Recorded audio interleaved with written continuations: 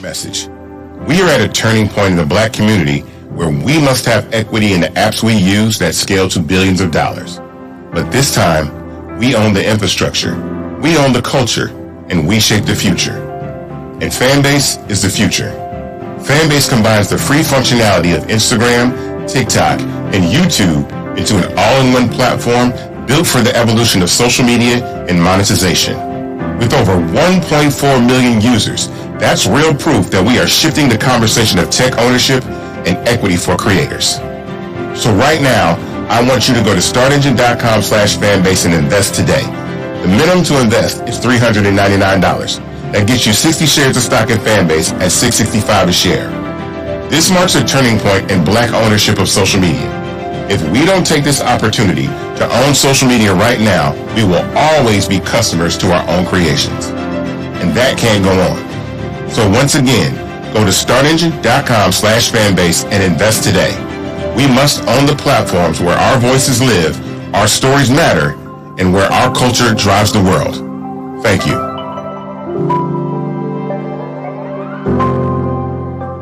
Black Star Network is no punch! A real revolutionary right now. I thank you for being the voice of Black America. All the momentum we have now, we have to keep this going. The video looks phenomenal. See, there's a difference between Black Star Network and Black-owned media and something like CNN. You can't be Black-owned media and be scared. It's time to be smart. Bring your eyeballs home. You dig?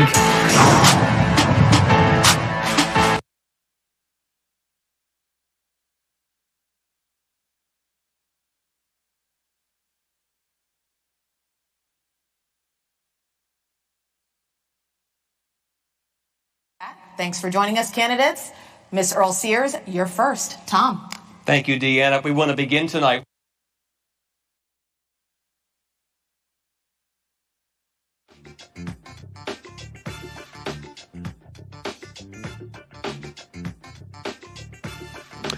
Folks, what's happening? Today is Tuesday, October 21st, 2025, coming up on Roland Martin Unfiltered, streaming live on the Black Star Network. We're live here in Fredericksburg, Virginia right now. At the Vision Community Church, special edition of the show. Of course, Our Vote, Our Voices, partnering with the Legislative Black Caucus here in Virginia. Lots to talk about. Of course, we got election coming up. Election day, November 4th, but voting is happening right now in Virginia. We'll talk about the government shutdown. You got races happening around the country. You, of course, have got craziness happening in the nation's capital as well. And we'll talk about, again, the importance of how we connect the dots when it comes to our voting power and how we must maximize it in this day and age when Black voting rights are completely under attack all across the country. It is time to bring the funk on Roland Martin Unfiltered. On the Black Star Network, let's go. He's got it. Whatever the miss, he's on it. Whatever it is, he's got the scoop, the fact, the find. And when it breaks, he's right on time and it's rolling. Best believe he's knowing. Putting it down from sports to news to politics. With entertainment just for kicks, he's rolling. It's Uncle Roro, y'all. Yeah. It's Roland Martin, rolling with Roland now. He's funky, he's fresh, he's real, the best, you know he's Roland Martin now.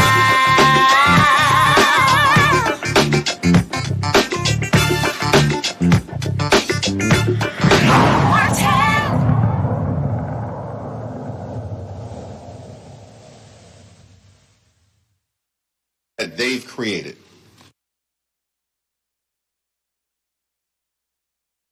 Last week, we were on the campus of Virginia State University on November 3rd. We're going to be in Virginia Beach and Suffolk as well, talking about the issues that matter in this state, but what also everyone is looking to Virginia, but also New Jersey as they sense of what's going to happen in 2026. You've got gubernatorial race, statewide races here in Virginia. You've also got a battle as who's going to control the House of Delegates. You also have the Senate. And, of course, in New Jersey, there's a governor's race there as well. And so we're looking at all of these different races taking place across the country because we're operating now in a space where in Washington, D.C., MAGA Republicans control the White House, the House, and the Senate. And so we see the impact of those decisions when it comes to this federal government shutdown that continues. Later in the show, we're going to hear from House Democratic leader Hakeem Jeffries, who spoke earlier today at a news conference on Capitol Hill. We'll also look at, again, all the different issues that are happening, taking place. We'll hear from folks who are running for office, who want to be elected, who want to be reelected, and getting folks to understand that our vote absolutely is critically important. Because when we see what's happening right now in this country, where you have Republicans in North Carolina, in the Senate, where they just approved a racially gerrymandered map, getting rid of a congressional seat from Congressman Don Davis, an African-American. We saw what happened in Missouri, same thing there, where the Republicans got rid of a seat of Congressman Emmanuel Cleaver in Kansas City. And also, we're looking at the possibility where if Republicans get no support from Democrats to gerrymander their seats, you might see a ballot initiative that targets that issue as well. And so, folks, there we have 90 days to get 250,000 signatures on a petition in order to put it on the ballot in 2026. So there's a whole lot that's going on. We want to talk about all those different things and why our vote and our presence absolutely matters. Let's start things off by first bringing up our beginning panel. So joining me right now to my left, Gary Flowers, host of the Gary Flowers Show. Never say I don't feel sorry for any Omegas. I allow them to speak. Philip Thompson, Esquire, President, Diverse Engagement, LOC. Michael Futrell, former Virginia State Delegate. Glad to have all three on the show. Y'all give it up.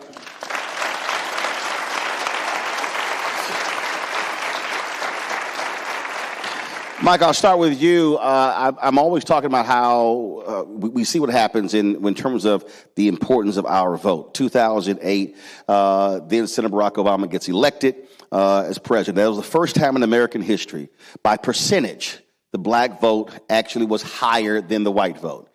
But ever since then, we've seen a decrease in black voter turnout. That was 17 years ago. A lot of people felt stuff did not get done. There are people who say that they are frustrated. They believe Democrats don't fulfill promises. And they say, well, why should I even vote? But then we see what happens when we don't vote. When you see a decrease in black turnout, then you see an increase in white voter turnout. Then you get Donald Trump winning the presidency. And then we see what Project 2025 has brought to the country. And it's a whole bunch of white broke folks in Virginia, in Arkansas, and other places who voted for him who now are crying because those policies are impacting them. And they say, well, I didn't vote for that. And I'm like, oh, actually, you did. You just didn't read the fine print.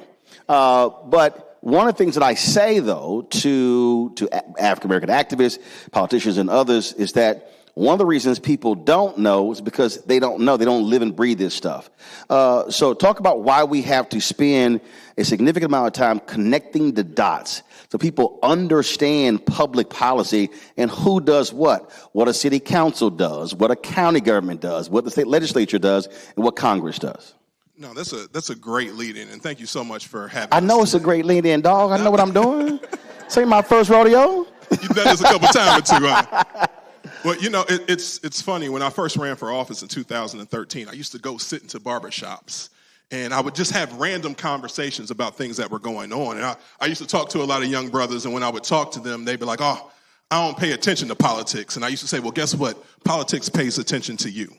And, the laws and the things that are going to be enacted are going to be things that you are going to have to live by. So the question is, are you going to participate in the process or not? And if your vote didn't mean anything, people wouldn't be going out of their way to make sure that you didn't have the opportunity to vote. And so these are things that we need to pay attention to, because when you sit out of the process, what you get are things like we have in front of us right now. We're sitting here in the middle of a government shutdown, right? We're talking about millions of people losing health care. Right now, we've got hundreds of thousands of Virginians who right now aren't able to work. You've got hundreds of millions of dollars that are being taken out of communities because of the people that we have in office. So at some point, you either want to be part of the solution or you continue to sit back quietly and continue to be a part of the problem. I'm going to tell you right now, when you pay attention to the trend, you brought up 2008, the difference in 2008, it wasn't just because Barack Obama was black. It was because Barack Obama talk to us. It's because he had conversations about things that we should be paying attention to. They had conversations about things that would be important to us. So when we all rallied around it, when we had something that we could believe in, that's when we started to make an impact. Because I'm telling you, when you come to the black community and help them understand what this is going to mean to them, they're going to rally behind it. I'm going to tell you right now, you look at everything that's going on across the nation, and if you told everybody, you said, this is exactly what it's going to be, I'm telling you, there's nobody that would have voted for it. And so right now, we have an opportunity to step up to make sure that our voice is heard. We can't sit back quietly. Sitting back quietly is how you get what we got. But no longer are we going to stand aside and allow people to make decisions for us. I used to say, if you don't have a seat at the table, that means you're on the menu. Well, now it's time for us to help set the menu as well. Amen. Philip, to that point, it's one thing to come to people in their agenda and say, please support this. But the issue that we're seeing is folks are saying, but did you deliver? And that's a whole different deal. Now, you can be angry and upset with the crazy nonsensical things that Trump and MAGA are doing right now, but they literally told folk, we're going to do this. That's like playing a football game and the other team hands you their playbook and says, we're going to run these 90 plays Saturday. Try to stop us. And that's exactly what happened. And so part of the issue here is that people say, I'm checking out of the process because you promised me we were going to do these things and you didn't. Do you believe that's a part of what we're dealing with this voter dissatisfaction happening with progressives, with Democrats in this country? Yes, Roland, that's no doubt what's going on. And I'm one of the biggest critics in Virginia on having and staying on Democrats about delivering for our people. We vote Democrat at high levels, and the delivery side always seems to be that we go to the back of the bus on the issue train. Now, that's one of the issues that people have set back. You saw these memes now where you see black people sitting on top of a building while everything is smoking. A lot of people have kind of said, man, I've had it. We're back fighting a battle we thought we had conquered in 1970s and 1980s, and here we are back now. But who's speaking to our issue? Have anybody heard anything about voting rights in this election? Has anybody heard anything about fixing our schools? These are the issues that are important for us to hear in order to get people out to vote. As Mike said, there were people that were dissatisfied and saying, man, I'm not voting. But again, these issues will land on your head if you don't vote. But the Democratic Party has to start delivering for us. Now, I know we have some candidates here that are going to talk later. They all go down to Richmond and they work hard for us when they get elected. But still, there's a delivery point. We have to make sure our governor is the governor that we elect is going to deliver. And we also have to make sure we don't leave. And one of the things I do want to add, we cannot leave our Attorney General candidate behind, Jay Jones. All right? Whether it's true or not, the perception is that certain elements of the Democratic Party have left Jay behind because of the comments that he made in 2022. We have to go get Jay. We have to go rescue Jay. So we want to be sure that we not only get a Democratic governor, we want a Democratic Attorney General, a Democratic Lieutenant Governor to go down there and work with the blacks that we have in the General Assembly that are in positions of power and can make things happen. So it's important that we deliver. But on the other side, the Democratic Party has to come talk to us. And they have to deliver for us and stop this process of saying, we need your vote. And as you see right now, they brought who's coming out now. President Obama's coming to Virginia to help push this thing in October. We've seen this before, these late pushes, but you got to start delivering for us or we're going to sit these elections out, and that's just what's happening. But Gary, I agree with all of that, but I do believe that one of the greatest mistakes that we continue to make in terms of as a community is that when the election is over, everybody goes back to business as usual. I think so. The issue for me is that in Black Voters Matters. I talk to Cliff Albright and Latasha Brown about this all the time, where he said they say our politics has to be 365, 7 days a week.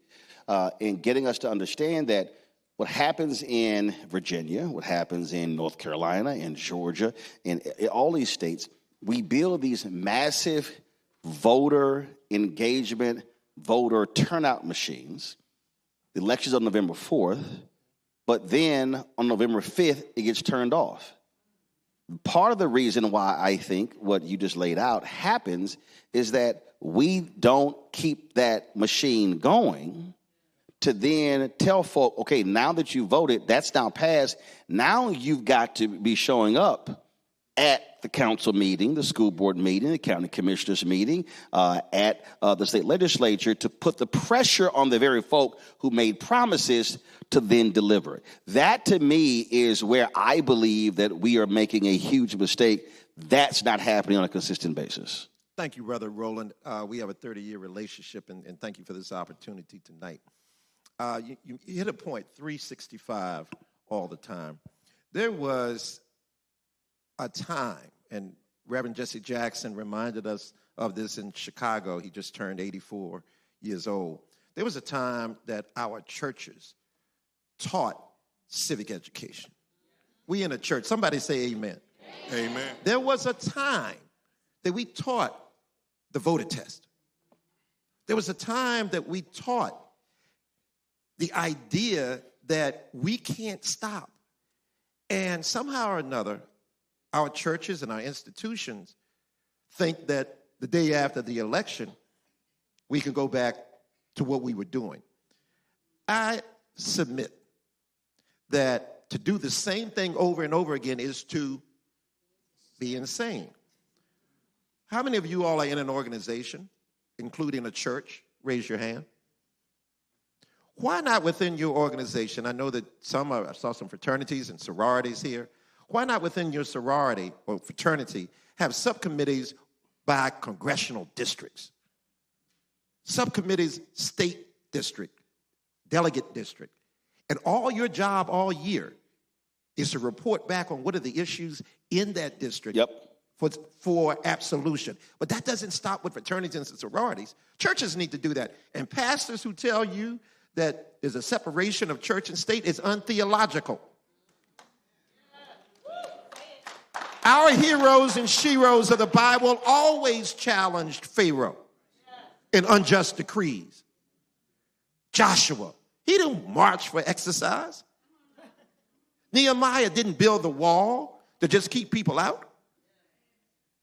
Esther said, if I perish, I will perish if my people cannot come with me. And so we have to look at this thing a whole different way. But you know what? Actually, we just have to look at what our ancestors did. They had less communication, okay? They had more stress. We run around here on our phones talk about what you doing. Nothing. All right. So with that, Roland, I do think that it has to be 365.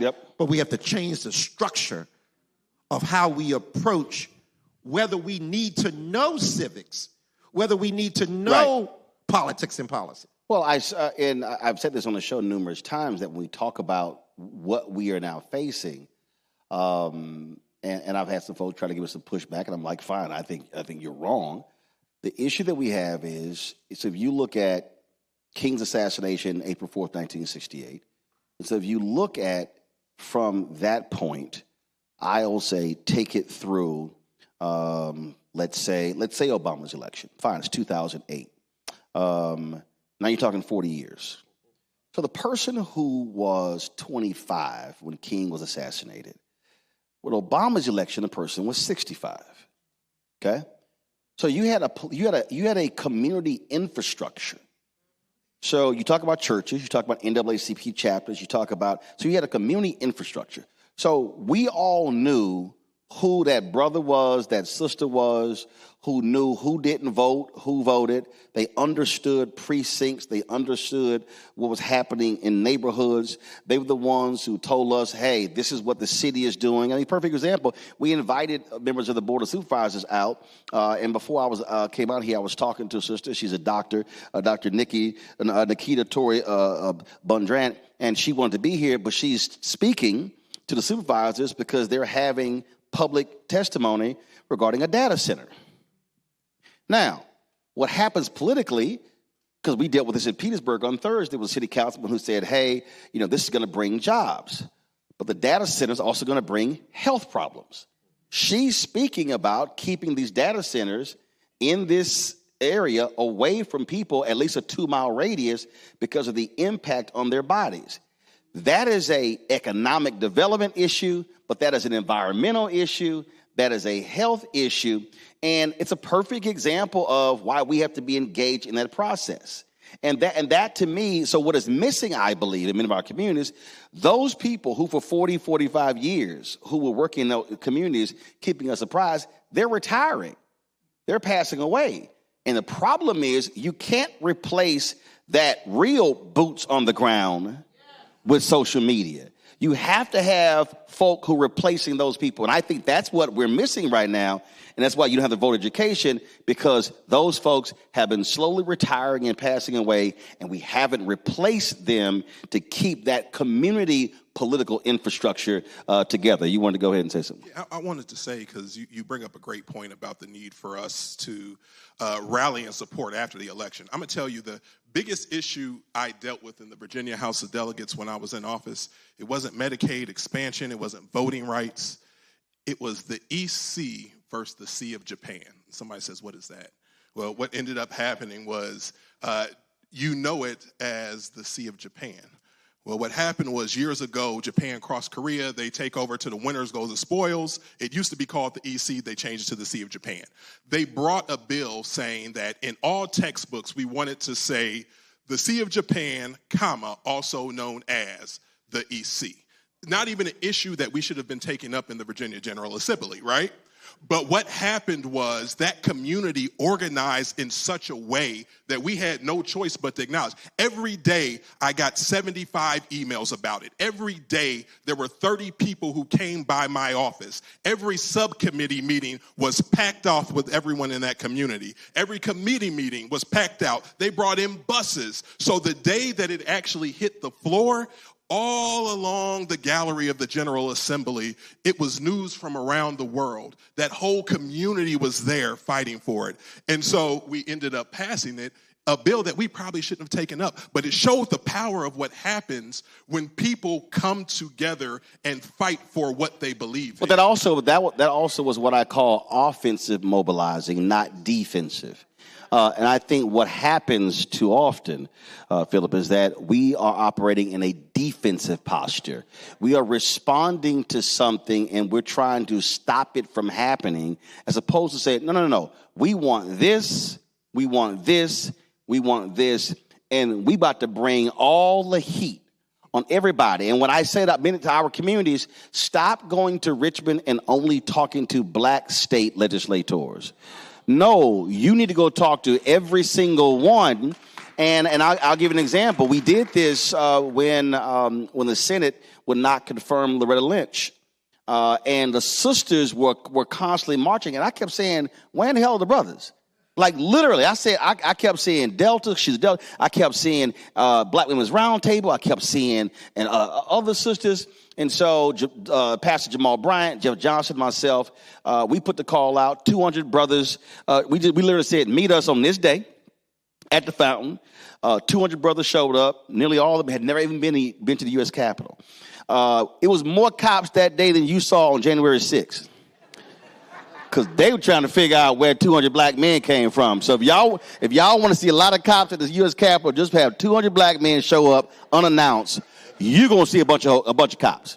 So but what happened was, and these brothers didn't understand how it worked. So when we went to the Capitol, I said, okay, who's from this state? Oh, I am. Come to the front. You walk in and ask to see your state, your U.S. senator. So we go in to see Thad Cochran. They had Cochran, Mississippi. And they said, well, he's busy. Like, well, we ain't leaving. And we packed that office. We packed the hallway. At one point, as a matter of fact, it was another group that was sitting right here. It was several women. And his sister said, we have 20 minutes with the senator. We'll give them 10 of ours. They were like, oh, you can't do that. I was like, oh, you can't do that. Okay, right. And so we wouldn't leave. And so what happened was when we finally made it clear we're not leaving, then they said, okay, we're going to give you some time with the senator. He comes in. And I had to remind him that he was only reelected because black people voted in the Republican primary so the MAGA Tea Party dude would not win. And I had to remind Cochran, you only here because of black people. I said, so we fully expect you to vote for Loretta Lynch, and if you don't, we going to be back. And what was a trip was these brothers, they had never actually seen the process play out. And they were like, yo, when we coming back? Because they saw how it works. And so that was just a small example of what we did there. And to me, what we have to be operating on the offense and not playing defense. And that's what I constantly struggle with. We wait for something to happen, and then we're responding to what somebody's already done. But Roland, once again, I echo the point. Once again, Reverend Jackson taught me you can't teach what you don't know. You can't lead where you don't go. That's point one. Point two, children emulate what the adults in their village do, okay? You show me, it says, it takes a village to raise a child. Yeah, well, criminal villages raise criminal children for the most part. Uneducated villages, the same. Politically aware communities do so as well. So our adults have to learn. You talk about passing the baton. Our adults have to know the Constitution. How many of you all have an annotated copy of the Constitution, the small little copy? Okay. We need more of that. Okay. Secondly, once you talk about structure, then if I was politically active, because my parents were talking about political issues at the dinner table. Right. I invented an election in kindergarten because these two, Ward Oxney and Danny Wurtzel, were the boss of playground every day. And I wanted to be boss. And I said, well, when are we going to have an election? They looked at me like I was crazy. Oh, yeah. But my parents have been talking about elections. And so at 5 years old, I replicated that. So people in here, I know, just blink if you know what I'm talking about. You have to raise your hand. But most of y'all don't know the Constitution. Most of y'all don't even know what congressional district, state district, or state delegate district you're in until you pull out your wallet. Well, look, I can't tell you how many times we've gone somewhere and someone said, that's my representative. I'm like, no, what's your zip code? Right. Pop it in. That is not your representative. Exactly. But again, so what we need to understand right now, Philip, I'm going to go to you here, that what has to happen now is, okay, we're telling folks to vote right now, but the day after the election, take a breath, rest, then go, because let's be real clear, there's a period between the election and the inauguration, between somebody being swearing in. And what happens is many of us are just, hey, we're like, it's all over. But other folk are already crafting a legislative agenda. So when the General Assembly comes, they're like, oh, no, we're not waiting. We're ready. Here's our agenda. So with that being said, what do you want to be the three dominant issues on a black agenda, regardless of who wins in any district? But let's just assume Democrats win the House, control the Senate. Let's assume they win the governor's mansion. What do you want the three top issues to be? The first one has to be education. Okay, but that's a broad topic. Okay. What specifically about education? Well, the specific issue on education would be to ensure that our schools are being funded. That's too broad. Correctly. I need to drill down further because I'm doing this for a reason. Because part of the deal is if you ask for general prayer, if you have a general prayer, you get a general blessing. So you need to. I believe in specific prayers for specific blessings. So when you say funding, I need a number. What are you talking about? What are we asking for? Fund HBCUs, number one. What's the number? No, please. No, I ain't done. When we say fund HBCUs, we got to be specific. So I'm going to help you out here. First, fund Virginia State the $277.5 million owed from the period of 1987 to 2020 that money was stolen for land grant. See, when we say fund HBCUs, if they give $5 million, that's funding. No. I want the 277.5. So no, hold on. What else? I didn't have that number, but also ensure that the HBCUs are being funded at the same per student financial numbers as our University of Virginia, Virginia Tech, and all the white institutions. Okay, that's two. That's two. Give me one more. The last issue would be criminal justice reform, and when I say that, specifically dealing with qualified immunity. Qualified immunity is a barrier from holding police accountable. So you want the General Assembly to revoke qualified immunity? To revoke it from the standpoint, government can't operate without qualified immunity in certain ways, but at least revoke it where an unarmed person is shot or killed by a police officer. So you want modifications to the state's qualified immunity? Correct. Got it. Gary, what are your three? First, a constitutional amendment for an equal and high-quality education for every student. Two, to take the teacher pay of public teachers in the Commonwealth of Virginia at least to the national average, if not above. Okay? Okay. Because our teachers, our young people are not going into education because there's no incentive or little incentive to do so. And thirdly, when we look at the structure of our schools, the Commonwealth of Virginia tonight is the sixth wealthiest state in the Union. And yet the General Assembly tells us there's no money for public schools. That's a lie. So fund equally the school buildings. I come from Richmond, Virginia, the capital of the Commonwealth. 44 school buildings. Nearly 38 are dilapidated in one way or another. And we have the money to pay for it. So funding of faculty, funding of facilities, at least at the national rate. But since we're in church, you put your treasure where your heart is. Amen? Well, if you treasure education, candidates that run, we want quality education. Like you said, Roland, that's nebulous. It's not definable. Fund the teachers at the national level or above and fund the public schools like you mean it. Michael. Are you going to come to me after they took all the answers? It's a whole lot our community need. Well, you asked me what was important to me. Guess what? Find some new stuff. No, and I agree with the teacher pay at the national average and also how our public schools are being funded. But there's another thing that I also want to make sure that we start addressing, which is minority contracting here in Virginia. One of the things that continues to happen. Now, hold on. On this show, we say black and minority contract. Well, black and minority. That's how we do it on this show. I know that's right. We real specific. I know. Because when we say we want minority contract, they can give it to a whole bunch of people that's not us. And honestly, that's what we continue to run into, right? And we saw that even in 2013 when Governor McAuliffe at the time, or 14, when he started working with SWAM businesses. We saw a lot of those same things where what would end up happening is husband would shift the company to the wife's name and they would qualify. We set a goal that we wanted 43% of contracts to go to black and minority-owned businesses, but that's only a goal. There was no policy that was behind it that, said that we would actually be able to reach it. We also got to stop saying minority and women-owned businesses, because the reality is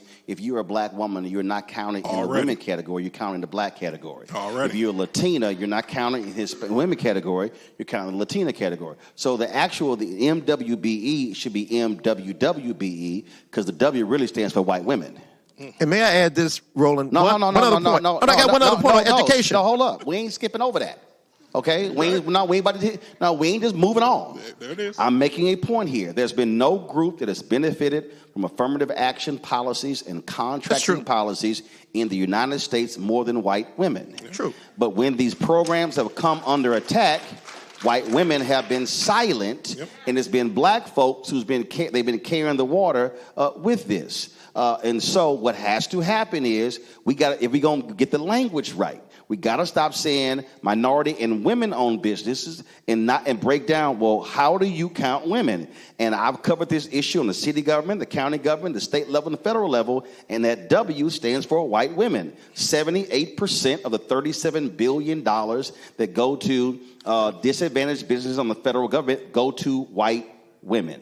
78%. So we just got to be very clear when we start talking about these contracts. Right. When we say women, and people just assume, oh, that includes a black woman. No, it does not. Yep. Go ahead with your other 2 points. But that also, Gary, hold on. That also goes into what you talked about previously when you said, how do we get these things done? Because it's not just about the election, it's what happens after the election.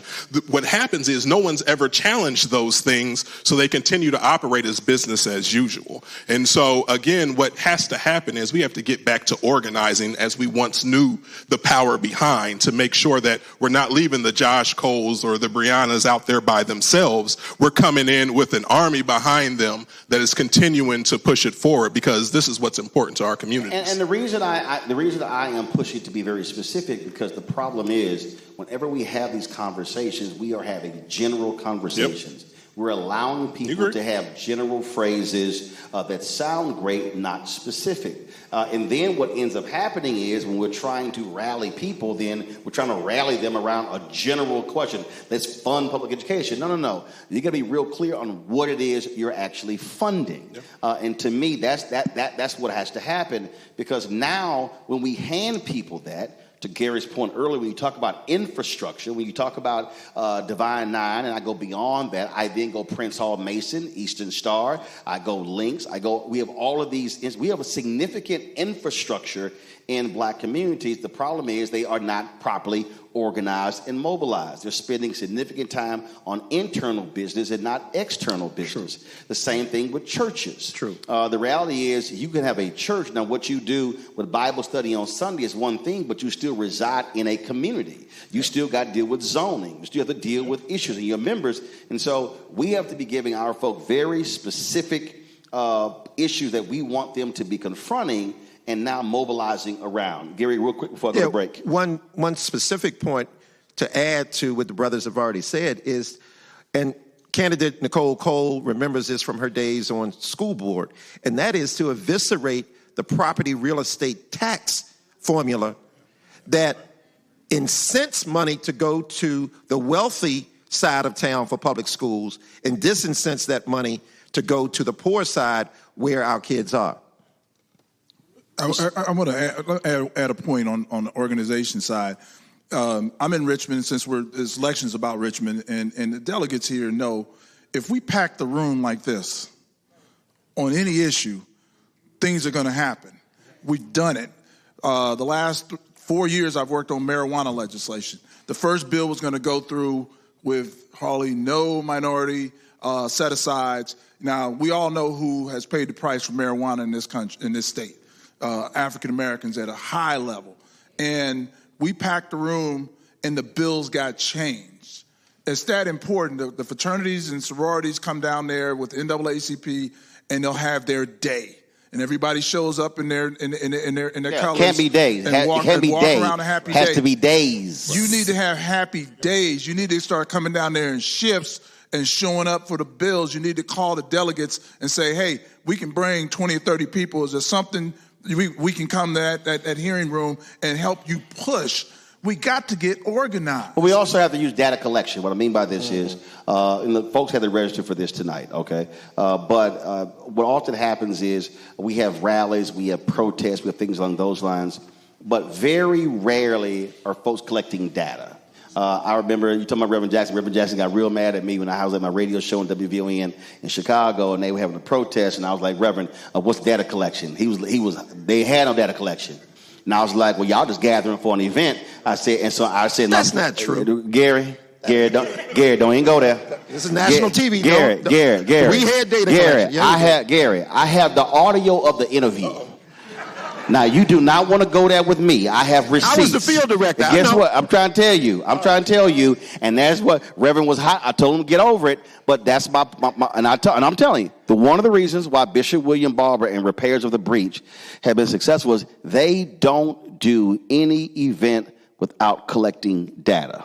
They know who is showing up. They have names and emails and addresses and phone numbers. And so that's the other thing, because if 1,000 people show up and you have the data, now when it's time for the city council meeting or the subcommittee, you can now send the e-blast out or the text blast to say, hey, I need 100 people to show up. But that's why the data is important. Reverend Barber got it from Reverend Jackson. No, hold up. I understand that. But my point is, Gary, you could defend all day, but on that particular march, wasn't no data. I was there.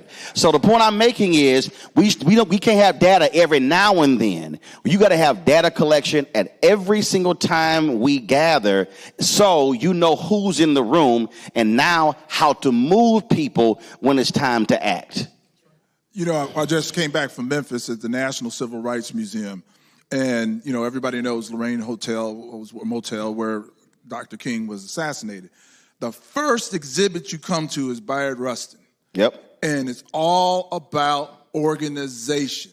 And then as you go through that museum, you see the civil rights movement was not happenstance. People were planning. They were picking towns. They were gathering people. Even the bus boycott became an organized event where people were signing up to drive people and all these things.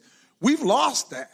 For some reason, we've lost that ability to organize. Again, all we come out for is the negative. We never go for the positive and how we get our people moving and how we move forward. I ask all of you, go to the National Civil Rights Museum and look at those exhibits, and you will see organized people that actually accomplish something, have specific missions. And these are the things that Roland's been talking about. And it's old school. I mean, bottom line is you can have social media, you can have phones and everything, but you have to take old school and put it with new school. It goes together. I'm going to go to a quick break. When we come back, we're going to chat with some of the candidates who are running for office. Lots of the stuff we're going to cover as well. You're watching Roland Martin Unfiltered on the Black Star Network, our special town hall. Our vote, our voice is right here in Fredericksburg, Virginia. We'll be right back.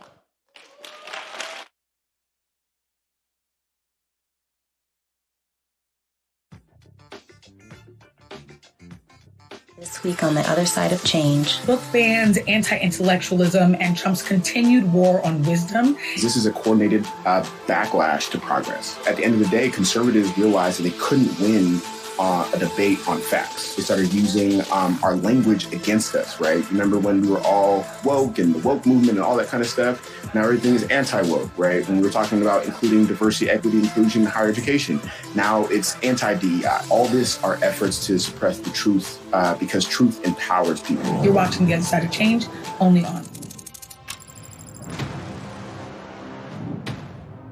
Afrotech. It's a lot of beauty, a lot of brilliance, a lot of intellect, a lot of innovation.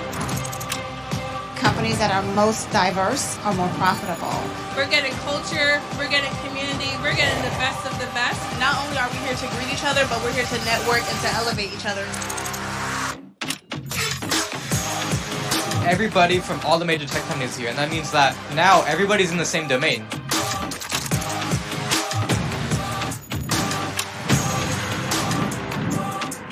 This is the premier event every year. This is really where we could take off. You can go fast by yourself, but we go farther together. This is where you're supposed to be.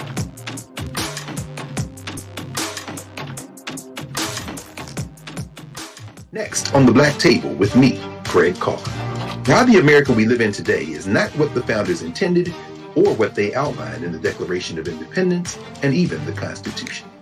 Professor and author Kermit Roosevelt will join us to talk about his book, The Nation That Never Was. How history was misinterpreted, the intent and realities of America's beginnings, and missed a much better story in the process. So if you have to pick some group to marginalize, I think it should be the people who are against equality. That's next on the Black Table, right here on the Black Star Network. They said the quiet part out loud. Black votes are a threat, so they erased them. After the Supreme Court gutted the Voting Rights Act in 2013, Republican legislatures moved fast. New voter ID laws, polling place shutdowns, purges of black voters from the rolls. Trump's Justice Department didn't stop it, they joined in. In 2018, his DOJ backed Ohio's voter purge system, a scheme that disproportionately erased black voters. Their goal, erase black votes and political power. Yeah, that happened. These are the kinds of stories that we cover every day on Roland Martin Unfiltered. Subscribe on YouTube and download the Black Star Network app. Support fact-based independent journalism that centers African Americans and the issues that matter to our community.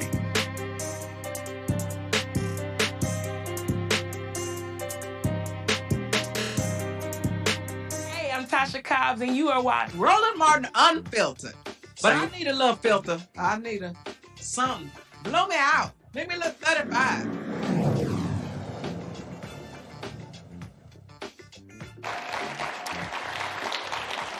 All right, folks, we're back at Vision Community Church. We got 3 candidates who are running for office. I want to introduce them. Nicole Cole. She's a member of the Spotsylvania County School Board. She is running for Virginia's House of Delegates. Nicole 66. Nicole? Yes, sir. What's it's happening? Great to be here. Hello there. All good. That's all right then. Joshua Cole. He, of course, second-term delegate. And he, of course, represents the city of Fredericksburg and parts of Stafford and Spotsylvania counties. Give it up for Joshua.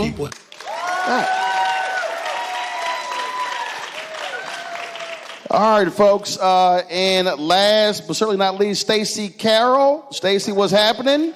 Hello. Celebrating her recent court victory after a Stafford County, Virginia Circuit Court judge dismissed a lawsuit to remove her from the November ballot.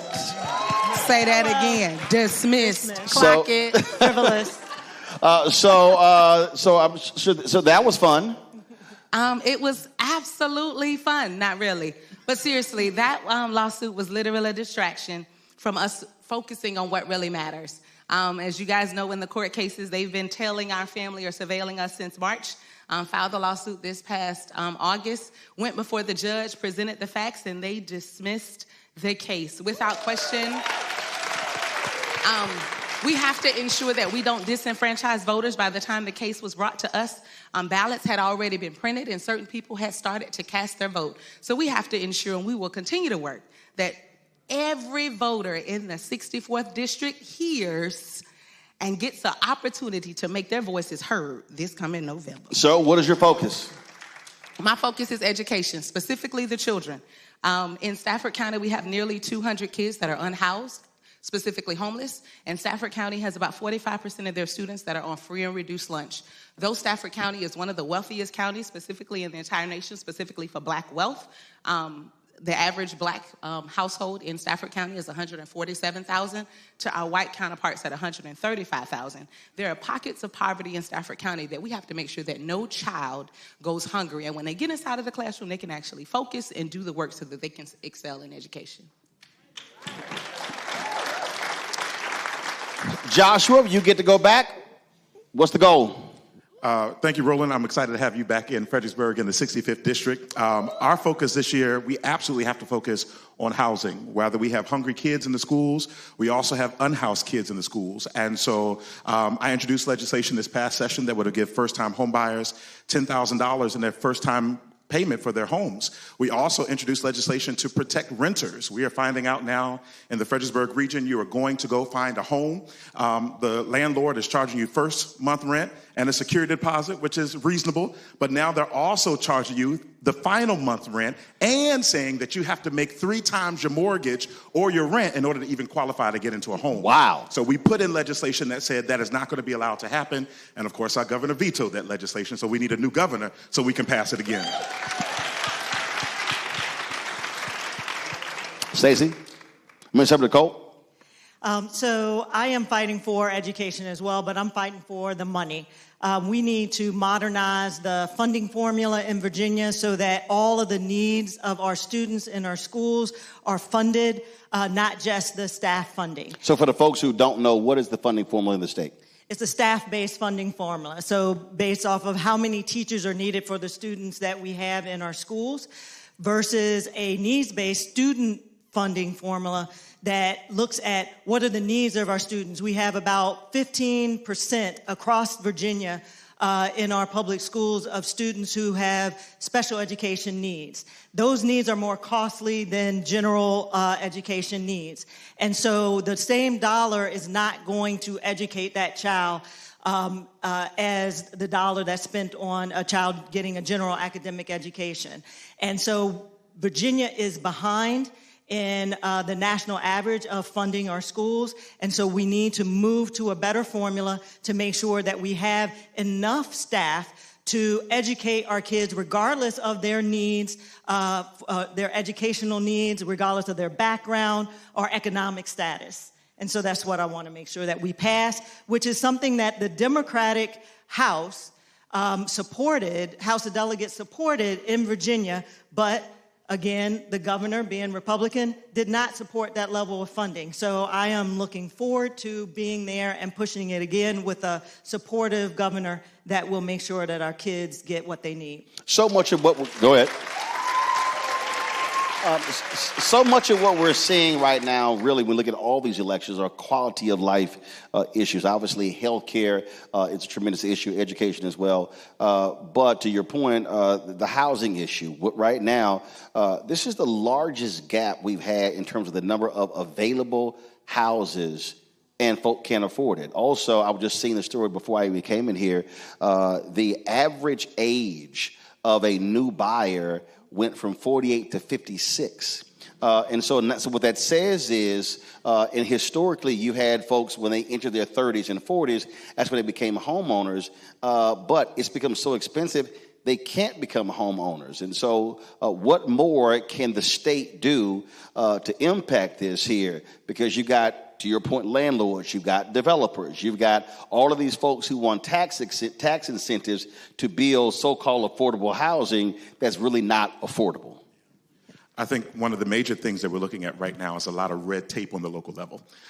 You have developers who want to come in, and you'll have conversations, and they say, we want to build affordable housing, but by the time they put in the paperwork and it's approved, the cost has already gone up. But also, you got to define what affordable means, because I cover city government, and the reality is, I saw this firsthand. A lot of developers want to come in, they want to build these so-called mixed-use communities that have all of these shops and restaurants, and they really are appealing to only high-income people. And I literally had to deal with city council members who were all excited about it. I'm like, no, but look at that number. What's the salary range they're trying to target? In a lot of cases, it wasn't folk who looked like us.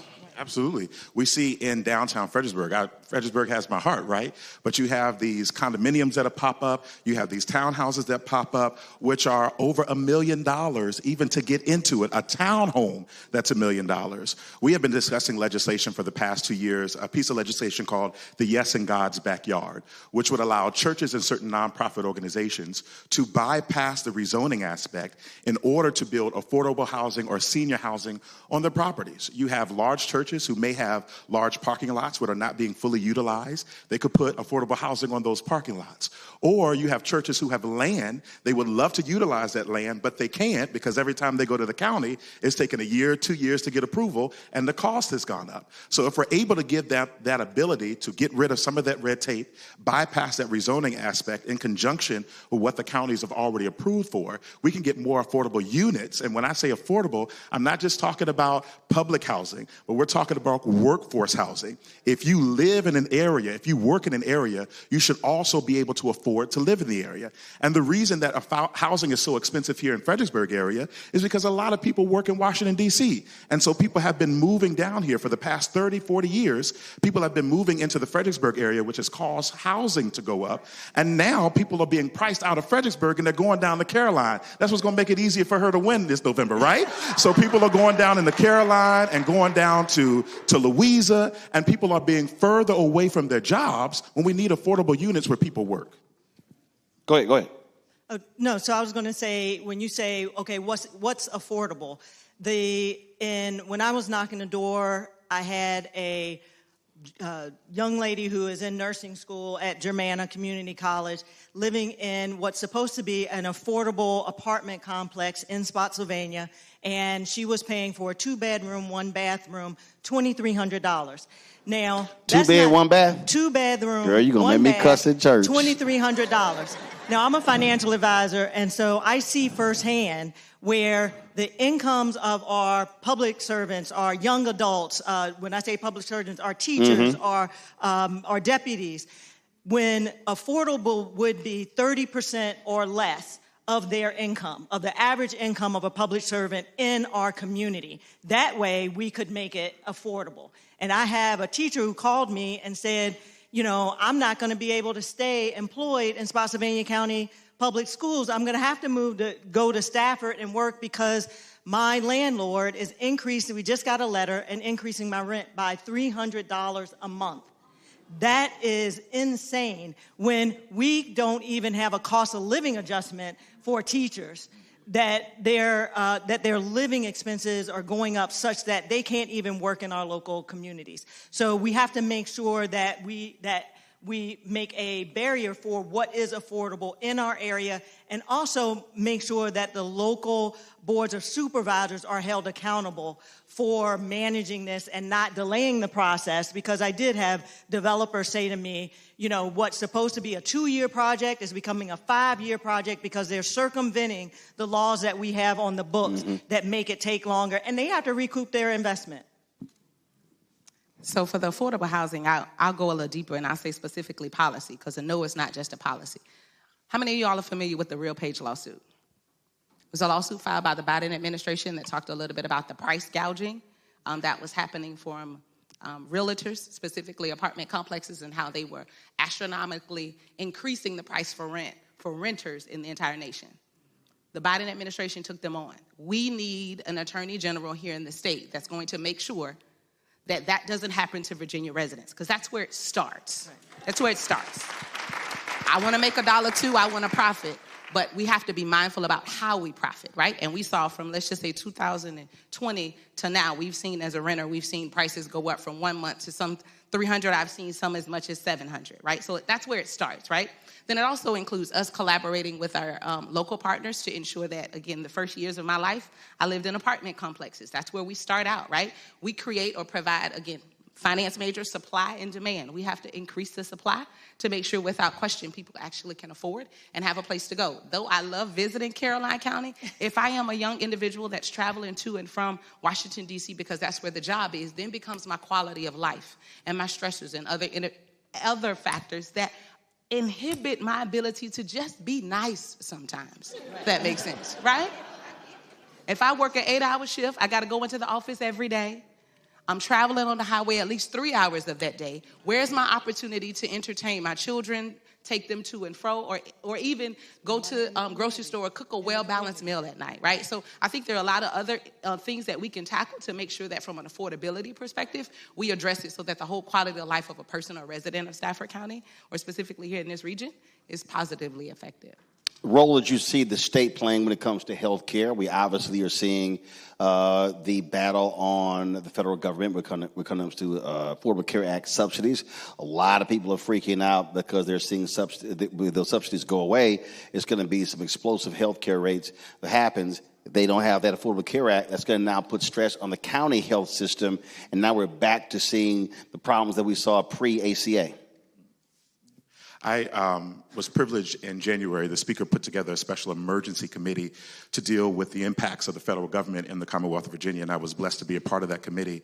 We traveled all over the state, and what we're already seeing, Roland, is in Southwest Virginia that overwhelmingly voted red. They didn't vote ruby red, they voted maroon, right?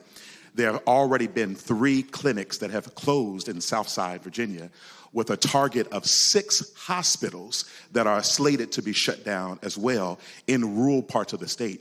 And so as a part of that committee, we are trying to determine what are we going to do to save our budget when the impacts of the federal government hit the Commonwealth of Virginia. We know many of you in the room right now are currently furloughed. How many of you ever heard of the state Virginia or state employees being furloughed? You don't, because we're required by our state constitution to produce a balanced budget every 2 years. So when we lose the money from the federal government, regardless of what happens, we're the ones. Whoever is our next governor and whoever is in the General Assembly come January, their work is cut out for them, because we have to figure out how to manage all of the pitfalls that this federal government is taking money back, how we have to manage that budget, and how we have to support folks on Medicaid. We did the Medicaid expansion in 2018. Now there's over 500,000 people in the Commonwealth of Virginia who are on Medicaid who are poised to lose their insurance, regardless of what Nappyhead said, that they're not going to lose their insurance. But we have to make sure that these people are keeping their insurance. And that's a responsibility that we as a state government have to do. And even on the Medicaid, people don't understand that a number with, especially with expanded Medicaid, a number of our children are on Medicaid. And that will create a burden for our schools where there's an expectation that our schools are providing the services that these kids need, whether they're getting fed, whether they're getting their medication at school, whether they're getting their speech services, whether they're getting mental health services. All of that burden is put on our public schools, and then again, we're not getting the funding that we need. So that gap for Medicaid for our kids is going to come back on our schools as well. And so, there has to be an answer, and it's not going to be an easy one. We're going to have to be real creative when we get in office. I would say beyond creative. Girl, turn your phone off. She's watching the show on her phone. We are live. It's okay. Hey, girl, hey, we see you. I would say being creative. I hear everything. Go ahead. I would say being creative is an understatement. We have to be creative and strategic. Because even before some of the Medicaid cuts that we know are coming, our current Medicaid system has problems. And I say that as a foster mom. I have a foster son that has been on the waiting list to get inside of a specialty provider for the last 9 months.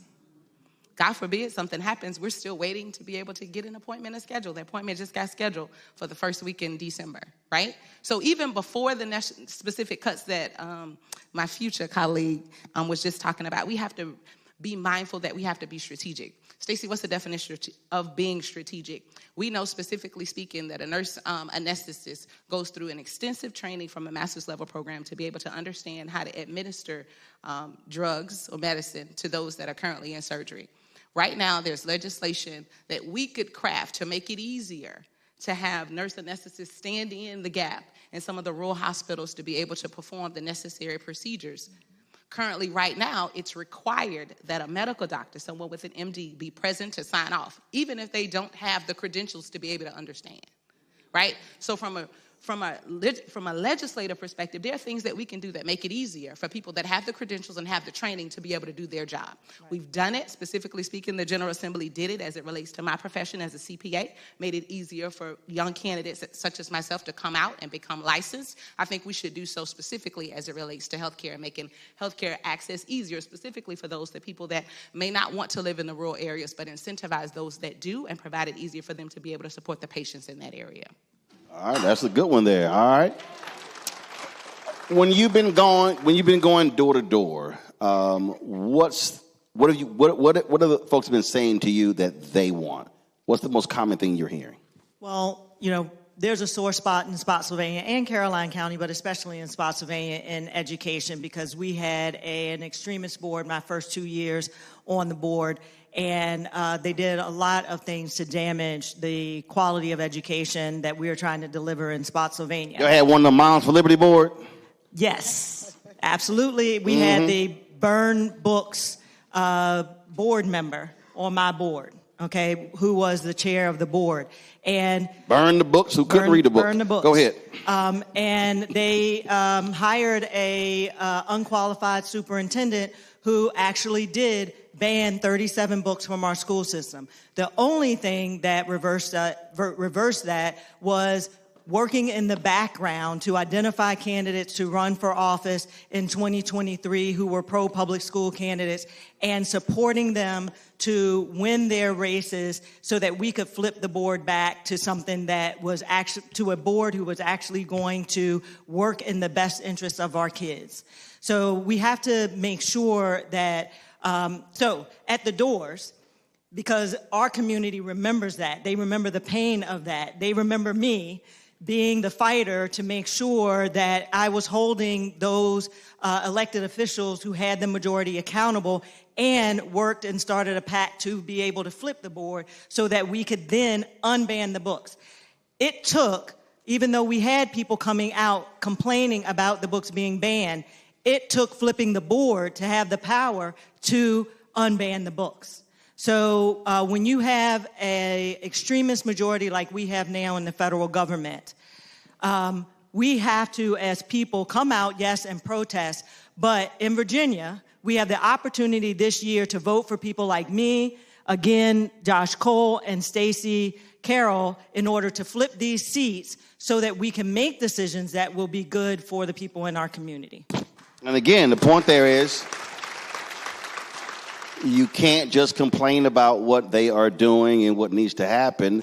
The way to impact that, you actually have to use the power of the vote to take them out. When you go door to door, what are the folks telling you? Absolutely hearing about housing, the cost of housing, but also, as I've been knocking on doors for the past 2 or 3 weeks or so, I've been encountering federal workers who are either furloughed or who were ripped from their positions or living in uncertainty if they're going to work today, will they have a job come tomorrow? And so I think that it's extremely important as we look at the elections that we're facing this year, we have the opportunity to elect a former congresswoman who has served during the former Trump administration, who knows what it means to fight against what he's doing, but then put that together with the experienced legislators that we already have in Richmond who know how to navigate the state system, bringing us together to push back against this second Trump administration, bringing good paying jobs, because a lot of the governor released a website, says Virginia has jobs. Yes, Virginia does have jobs, but many of you federal workers who have been let go are overqualified for those jobs and still can't get hired. And so we need someone who's going to bring jobs to the Commonwealth, who are going to be able to say, you may have lost your job as a federal worker. Good, we're going to bring this other job here that you are qualified for that's going to pay you equitably to what you were used to be making, and you're going to still keep your pension. Because many people were losing that when they lost their jobs, and this is what people in the Fredericksburg area are complaining about and are worried about. So I would have to say I hear more than just when I'm on the doors, because you name it, I'm at the commuter lots at 5:30 in the morning aggravating people. I see people in the grocery stores at the You where at 5:30 in the morning? At the commuter lots. Catching people, I talk to Ring cameras. 5:30 in the morning? Yes. Wherever you are, I am. Yes. I'm going to sleep at 5:30 in the morning. No, I'm at 5:30 in the morning. I'm at the commuter lot saying, good morning. Had you would have opened that door and talked to me, we could have did this at 6 p.m., but now we're doing it at 5:30 a.m., right? I've been in every space or place, whether it be the masjid, the mosque, or a church, whether it be white or black, predominantly, just talking to people. And the one thing that I consistently hear is they want to preserve what they've built for generations to come, is one specific thing that I've heard. And whether that be, and specifically speaking, we know the black wealth here in Stafford County, but there's a lot of federal workers and contractors that I've encountered here more recently at home as well. And a lot of them are concerned about how or where the next paycheck or when the next opportunity is going to open up, specifically speaking. I know because when I was offered the opportunity to take a federal job, I declined because the salary offer was less than in the private sector. So I know firsthand that a lot of federal workers took a job decrease for the stability that the federal government offers. So when I hear people, I talk about how they talk to me about how they're changing their current plans, whether it be for vacation or Christmas, they're changing some of their thoughts of where they would go, or they even send their kids to college on how specifically without just this federal shutdown, just in general for the next 3 years and 2.5 months, how they will adjust their lives to adjust to this current unstable administration. I'm still stuck on that 5:30 in the morning. You ain't talking to me at 5:30. I'm trying to get on this doggone train to go to sleep. If you saw me at the commuter lot, raise your hand. Ow!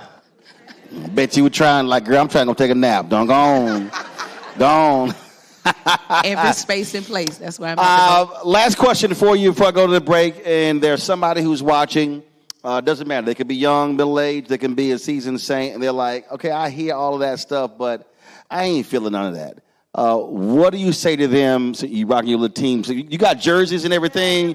Yeah, she got Team Nicole 66. I bet you got jerseys and all kinds of. Yeah, I got you. Okay, we got your own cheerleading squad, huh? Okay. All right. So what would you say to that person who says, "Man, this voting stuff, I just don't feel it. I don't see it. I don't think it matters to me." What do you tell them? Yeah, and unfortunately, I have seen that this past week on the doors too many times. With African Americans.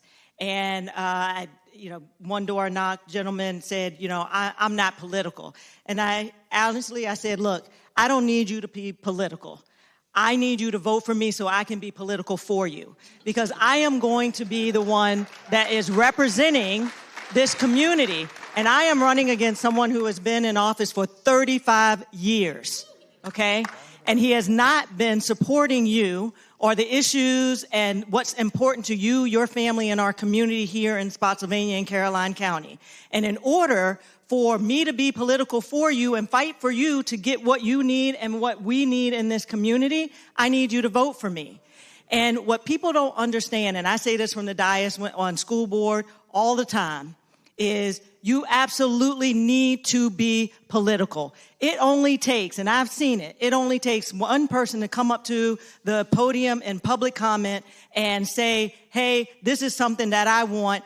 And we can, as elected officials, be like, okay, Dr. Mitchell, can you get your staff to work on this and bring it back to us as a policy, and then we vote on it. That's it. But when you don't show up, because I have complained over the years that we aren't showing up in school board meetings, and I beg, my sorority sisters know, I beg you to come to school board meetings to let us know what you need and what we need in this community. What sorority is that? Alpha Kappa Alpha. Y'all better wake up. You said you begged them? Did they show up? But the Deltas did show up. Of course we did. I do have some of my I'm not going to lie. So you saying your sisters didn't show up? Cut them deep. My sisters show up in different ways. No, see, that's a political answer. Hey, they're showing up to me now at early voting in Caroline. I've had my sorority sisters come where we have not had people welcoming people at early voting in Caroline for years. I've had sorority sisters and your fraternity, my brothers, my first family. We gonna show up, baby. Let's show up. First of all, service of all, we shall transcend all.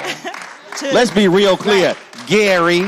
To show up, to show up and greet people at the polls when they go to vote, because as you said earlier in the earlier panel, people still don't know what district that they're in. People don't know who's on the ballot. And when we have someone there to greet them and say, hey, Nicole, what district are you in? You don't know. Let me help you. If you're in District 66, Nicole Cole is on your ballot and she's going to fight for you, and I need you to vote for her. And they're coming out and they're saying, we voted Cole.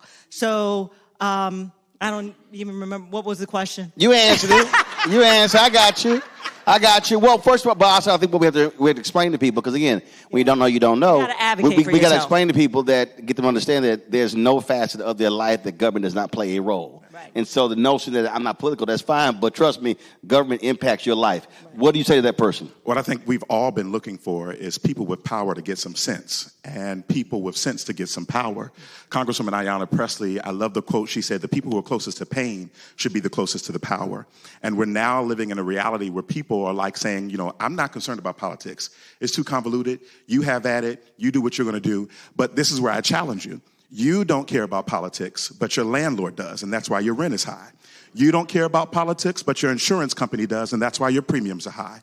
You don't care about politics, but your job does, and that's why your pay is not high. And so we are looking at people who don't care, but politics is involved in everything around you. And if we got to be like Shirley Chisholm. If you don't have a seat at the table, you better bring up a folding chair and make a place there. And so we all have been fighting. And we all need to encourage someone else to fight, because if you're not at the table, you're on the menu. And it's time out for us being on the menu. We're about to march down to Richmond and flip the executive mansion, expand our majority in the House of Delegates, get that attorney general seat, and we're about to make the menu. All right, close out. And that settles it. The only other thing I would add to what, see, you never come behind a preacher, but the only thing that I would add to what... Yeah, a little hard to preach at 5:30 in the morning. And I was up at 4:30 this morning. But no, I find a way to relate to them. I tell them when they look at my credentials now, I look so accomplished and so polished, and I remind them that I started out and I got pregnant when I was a junior in high school. That young man now was a junior at Morehouse College. And I tell them about that because I remind them that I didn't miss a day at school, and it was government programs that paid for him to go to daycare while I still was able to go to high school and finish on time. And I remind them of various ways that the government can help them stand up. And the only way that those programs are fully funded and in effect is if we got the right people in those offices advocating, because I'm a benefit of a generation that advocated prior to me. And though I stand and I will advocate for them, even if they choose not to vote, because I will remind them of all the things that Josh Cole and Nicole Cole just said. But if in case they don't, I still walk away and I still try to remind them that, hey, you look at me now, but I promise you, politics cares about you. Put your hands together for Nicole, Joshua, Stacy. Gonna go to a break. We'll be right back. Roland Martin Unfiltered right here on the Black Star Network.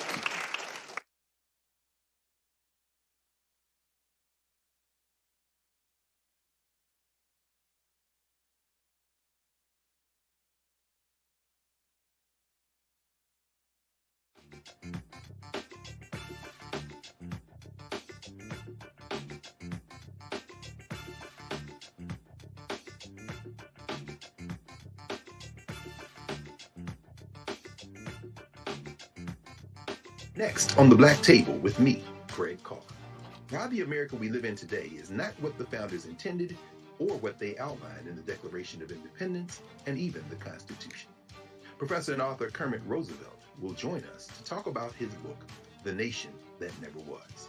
How history was misinterpreted, the intent and realities of America's beginnings, and missed a much better story in the process. So if you have to pick some group to marginalize, I think it should be the people who are against equality. That's next on the Black Table, right here on the Black Star Network.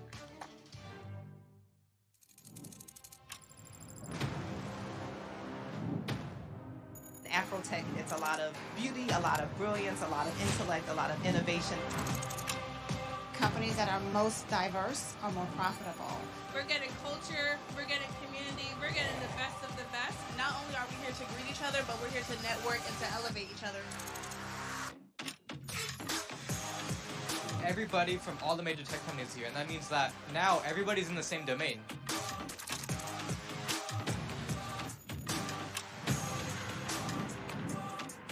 This is the premier event every year. This is I need my really microphone where we up. can All right, take folks, off. we're coming back You can from go break. fast by yourself, but we go farther together. This is where you're supposed to be.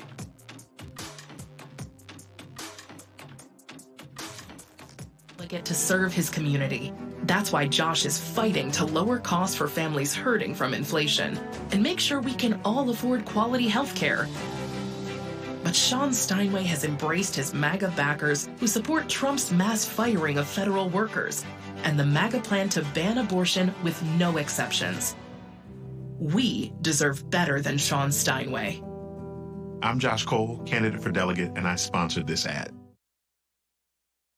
Nicole Cole knows the cornerstone of a successful life starts here. Virginia Public Schools gave Nicole an excellent education. They helped her become a small business owner, family financial planner, mother, and community leader. Now, after 4 years on the Spotsylvania School Board, Nicole is running for delegate to meet the needs of all students. As our delegate, Nicole will fully fund our schools, raise teacher salaries, and help graduating students stay in our communities. Nicole Cole for delegate. For us, for our future. In the military, I gave orders, and they went a lot further than they do around here. If there's one thing I've learned as a mom and foster parent of more kids than I can count, investing in their future isn't a choice. In Richmond, I'll fight for Stafford's fair share for our schools. Smaller class sizes, better teacher pay, and more vocational training. I'm Stacey Carroll, and I'll fight to get our kids' future in order. Melanie Campbell, National Coalition on Black Civic Participation, the Black Women's Roundtable. And we are watching Roland Unfiltered all day, every day, 24/7. Spread the word.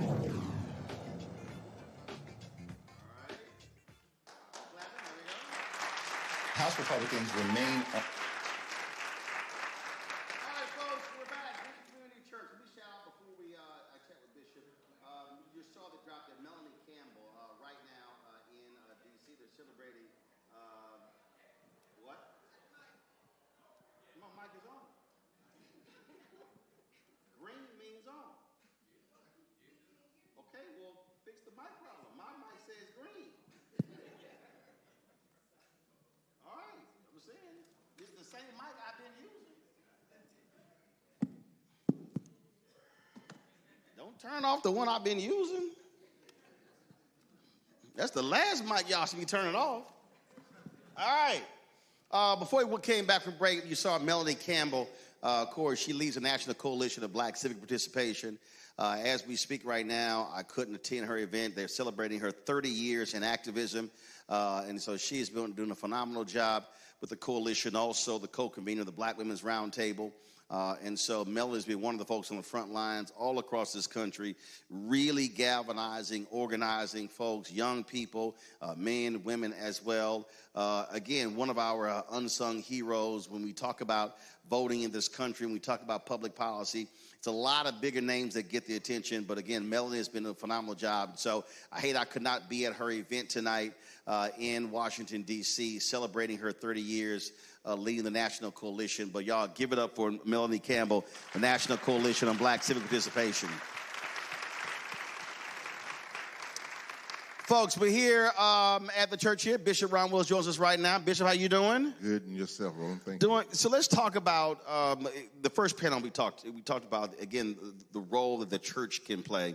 And we also are dealing now with a completely different, if you will, position that we're in. Even before COVID, we have seen a drop in church attendance. The role that the church plays is not the same that it did 10, 20, 30 years ago. Right. And so what role do you see the church playing? We're seeing white conservative evangelicals now get the IRS to change the rules where they can now endorse candidates and talk politics from the pulpit, whereas before you could not. And so what role do you see the church, specifically black churches, playing in the political world today?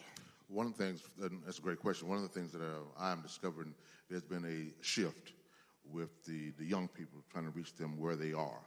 And so we have these conversations now that we need to get them more engaged in the church because of meeting them where they are. And while we see this trend of the Gen Zs and Xs and stuff that are coming, they're coming for different reasons. And so I believe what the church needs to do today is meet people where they are and help them understand why we teach what we teach and stand on that principle. Because the question is, they're not challenging us. They just want to know what's going on. Well, they also are demanding the church be focused on different things. And again, if you break down numbers, and if you look at any political scientist will tell you, voters that are 65 and older who are African American politically self-identify as Democrat. Then when you go down further, 55 to 64, numbers still self-identify. Once you go below 55, that begins to drop off. Now, a person who is 18 to 35, 39, 45, they may not self-identify. They're likely going to vote Democrat. But then you have an increasing number of folk, really beginning with Gen X. I hate the fact that Gen X was the only demographic that voted majority for Trump. I don't know what we were thinking. Right. But what you're dealing with there, and this is a conversation that is very hard for people to understand. When you look at Gen X, that's that first generation coming after the Civil Rights Movement, you now are having African Americans who are coming out of college who are making more money than their parents did. Correct. So they're having issues or having conversations about things parents never talked about before. You didn't have many black parents talking about the top tax bracket. Few of us were near the top tax bracket. We start talking about capital gains, investments, things along those lines. So I think also we have to recognize how education, the economics is also changing the politics and is demanding more of politicians and the black church and others to be able to speak to folks as to where they are, to say, hey, why should I support this person or this party? Right. And so, and with that being said, one of the things I think the church needs to do is that we, since we now, we don't talk about politics like we did before, that we should be talking more about Or I'll say this here, I should take politics out. The church has to be speaking to contemporary issues. Right. Politics plays a role in it. And so, fine, it can't be a D/R conversation, but it has to be an issue-driven conversation, right, because you are impacted by that particular issue. Right, absolutely. One of the things that I know that I have done that has been open a lot of in the church, we have what we call forums. And in our forums, we talk about today's issues, what's really going on in today. And I have discovered that people have a voice. They want to know, let's talk about the real stuff that's really going on. And for too long, it's been taboo that we talk about. One of the things is like mental health. When we talk about mental health, we look at mental health as being quasi the stigma. But we all are suffering, but we don't want to talk about it. So we have to learn at the church to talk about real issues and be not so sensitive and get so defensive that we can't hear each other's perspective. But mental health also has a political side because that speaks to resources, whether it's school district, whether it's city, whether it's county, all of that. And so again, to me, that's where I think the connecting the dots has to take place. Earlier when Pam was talking about how we have to be having these civic classes, to me, there should be, it could be a rotating thing, but I would suggest that if you've got 10, 20 churches, and then they say, hey, we're going to rotate this thing week to week to week so people can come and actually learn. And I keep telling everybody, make this thing as basic as possible. Literally say City Hall 101, School District 101, State Government 101, because a lot of people really don't know. And the reason I come at that from this perspective, because my parents were co-founders of a civic club. Okay. And so they had 5 kids. And so here we were, 8, 9, 10, free labor, having to pass out pamphlets and put up signs. But the reality is, so I saw politics not from a 30,000-foot level, not from a political, I literally saw it from a neighborhood, how do we get this abandoned house torn down? How do we get these overgrown lots cut? How do we so that's how I grew up watching politics. Speaking before the city council when I was in the 10th grade, challenging city council members on the closing of cutting of pool hours when I was in the 8th grade. We had a council member, we had a church bazaar, I was born and raised Catholic, and he was like, I don't know. He's like, who kid? Like, I was jamming Eugene McGowan up. And again, because it was about public policy. And so I think that's where we have to be. We literally are going to have to teach folk civics, because we got a lot of folk who ain't got no clue about how any of this stuff works. Right. Also, one of the things that I believe in stuff is collaboration. We don't want to talk about the real issues. As churches, we need to, and I know pastors, a lot of pastors are here, but we need. If you're a pastor, stand up. If you're a pastor, stand up. Don't be scared. There's one back there. Amen. All right, waving back there. All right, cool. Okay, go ahead. But one of the things that we need to have more collaboration and quit thinking about competition, separation. We are the church. We're supposed to be one. And so I don't care who takes the lead. I just want to be on the team and help our community and help our people. Where now it's so divisive and with that. So if we're divisive, what do you think is going to happen to the people? If they don't see us come together, what's going to happen with them? But the collaboration also, again, this is where I go back to what the data says. Like, for instance, I really hate, listen, I see Alphas here, I see other folks here. I really do hate most people's voter get out the vote programs. I think most people programs are trash. Okay. Here's why I say that. Because they're trying to be macro and not micro. All right? So if you take this election, so is it Kimberly Pope Adams, right? So Petersburg, we were there, Virginia State on Thursday. So 2 years ago, she lost by 53 votes. Okay? Petersburg, black folks didn't turn out in Petersburg. So if I'm looking at data, what I'm looking at is I'm saying, okay, if I'm in Fredericksburg, where are the top 10, 15 black voting precincts? So I want to know number of eligible voters. I want to know number of registered voters. I want to know who turned out in the last election. The data actually is public. You can pull it up and know exactly who turned out, who didn't. And so what happens is we have these voter registration drives at all these different places, and I always go, okay, well, how many people did you register? How many people literally came through?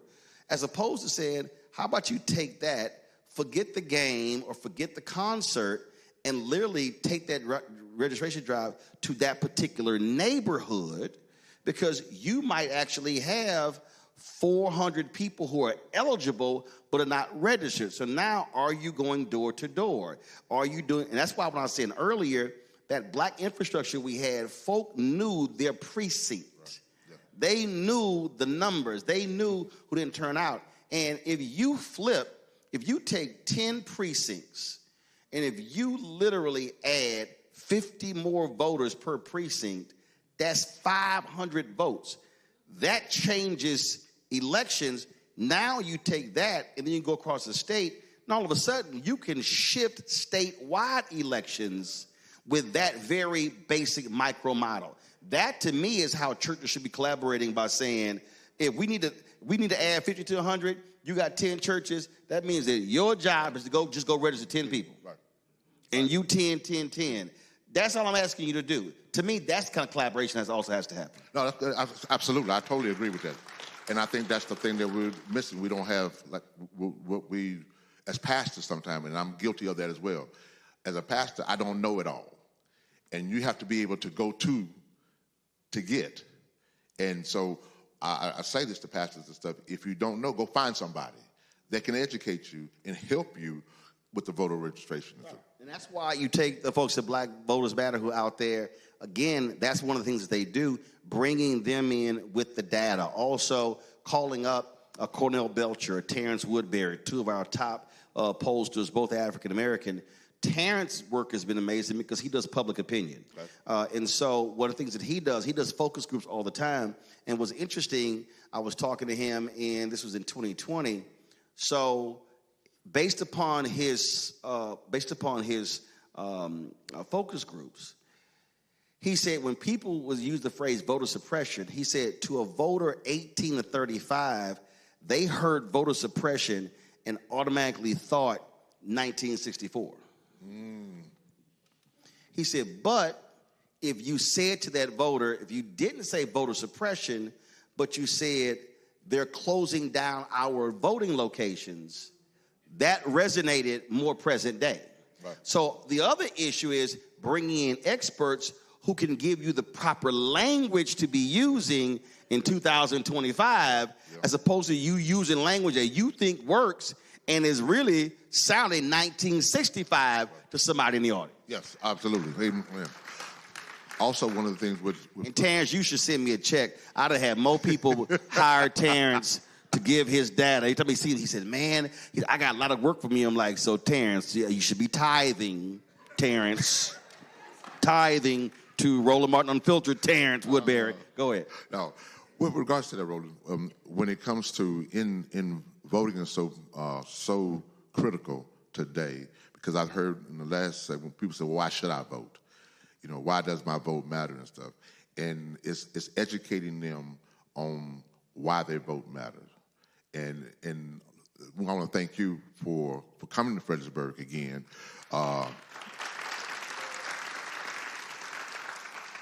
Because this is what we need. We need to have more of these within ourselves. the question is, while it's great to have you here and having the show, the broadcast live, what are we going to do after this? Yep. Because the election is coming around the corner. And so we heard from... Well, you got the election in November, right. But then you're going to have elections next year. And there's going to be elections after that. And one of the things that I would suggest, not just to you, to everybody else, and I was talking to Gary Chambers in Louisiana. I was talking to, it was a couple of other young organizers, two sisters, brilliant sisters. But I was trying to explain, and they were like, Roland, but we just organized. I said, I get that. But I was trying to explain to them why they also have to utilize live streaming. I said, because if you stream that event, I said, do understand, so you take right now. So, more than 200 people in this room right now. But there are more than 4,000 watching. Right, correct. And then what's going to happen is we're going to take clips from what different people said today. We're going to post it on Instagram, Fanbase, Spoutable, Spill, TikTok, on LinkedIn, Facebook, Twitter, all the social media. We're on 11 different apps. So that all of a sudden now it's going to be 40,000, 100,000. So one of the big mistakes that I believe that churches make, fraternities make, sororities make, in many groups, that we are so fixated of who showed up in the room without realizing that there's somebody who couldn't show up tonight, but they're watching and doing what they're doing while they're watching. So when you have those sessions, let's make sure that they're recorded and streamed for the person who couldn't physically be there. To your point, I had to learn this as a pastor. What, during COVID? No. Okay. We came out of COVID, and I'm learning this now because I am accustomed and acclimated to people in the audience. Not only realizing this stuff, that when I start streaming, my numbers was going to go up. Yes. So when I start your streaming... viewership numbers and your tithing numbers. You ain't want to say it. I said it.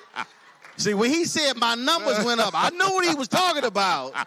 He didn't want to say it. I was like, I know what number you're talking about.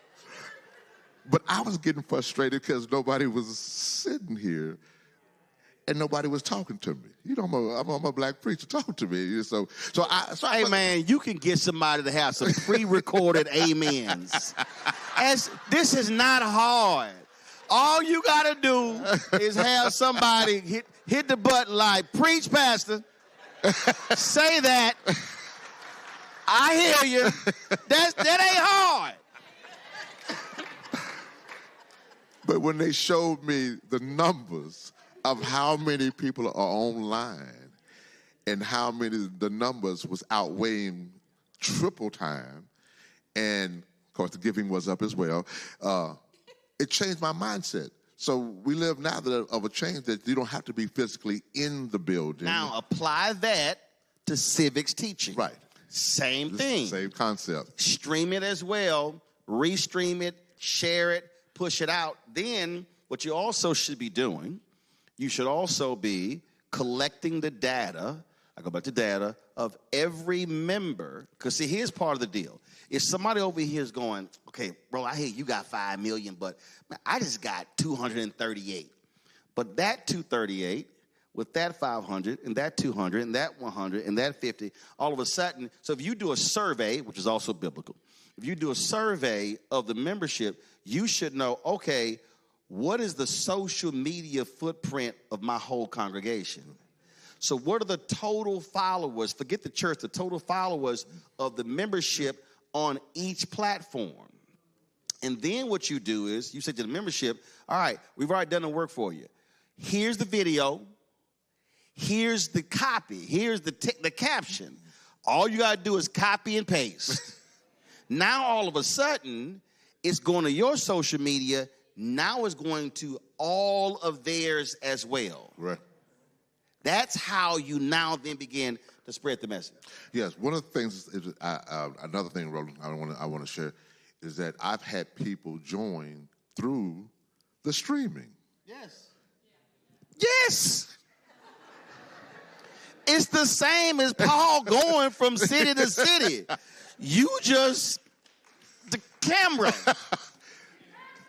So I was taken back when a visitor who had been watching asked could they be a member, but they was not physically located in Fredericksburg.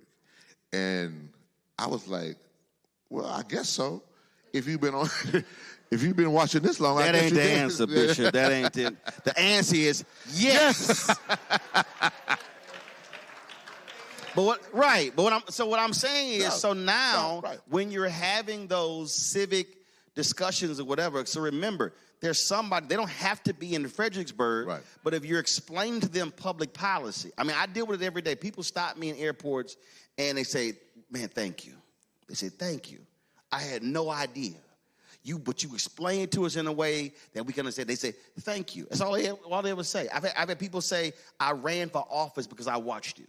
So what I'm saying is we have to now be thinking completely different. So if you're having those discussions within the church, got to make sure it's, and so even if you don't live stream it, it's recorded and you can stream it later because there's somebody who is going to watch it. And here's the other thing, the beauty of streaming. You're going to be asleep at 3 o'clock in the morning. Somebody's going to be actually watching that video. You have no idea. They'll be like, I didn't know this. That's why I'm trying to get us as, if we talk about churches collaboration, how we have to be thinking differently about how we organize and mobilize using technology to reach and teach. Absolutely. And so I'd like to just bring this last point up as regards to streaming and stuff. With that, there's so many opportunities with our streaming stuff.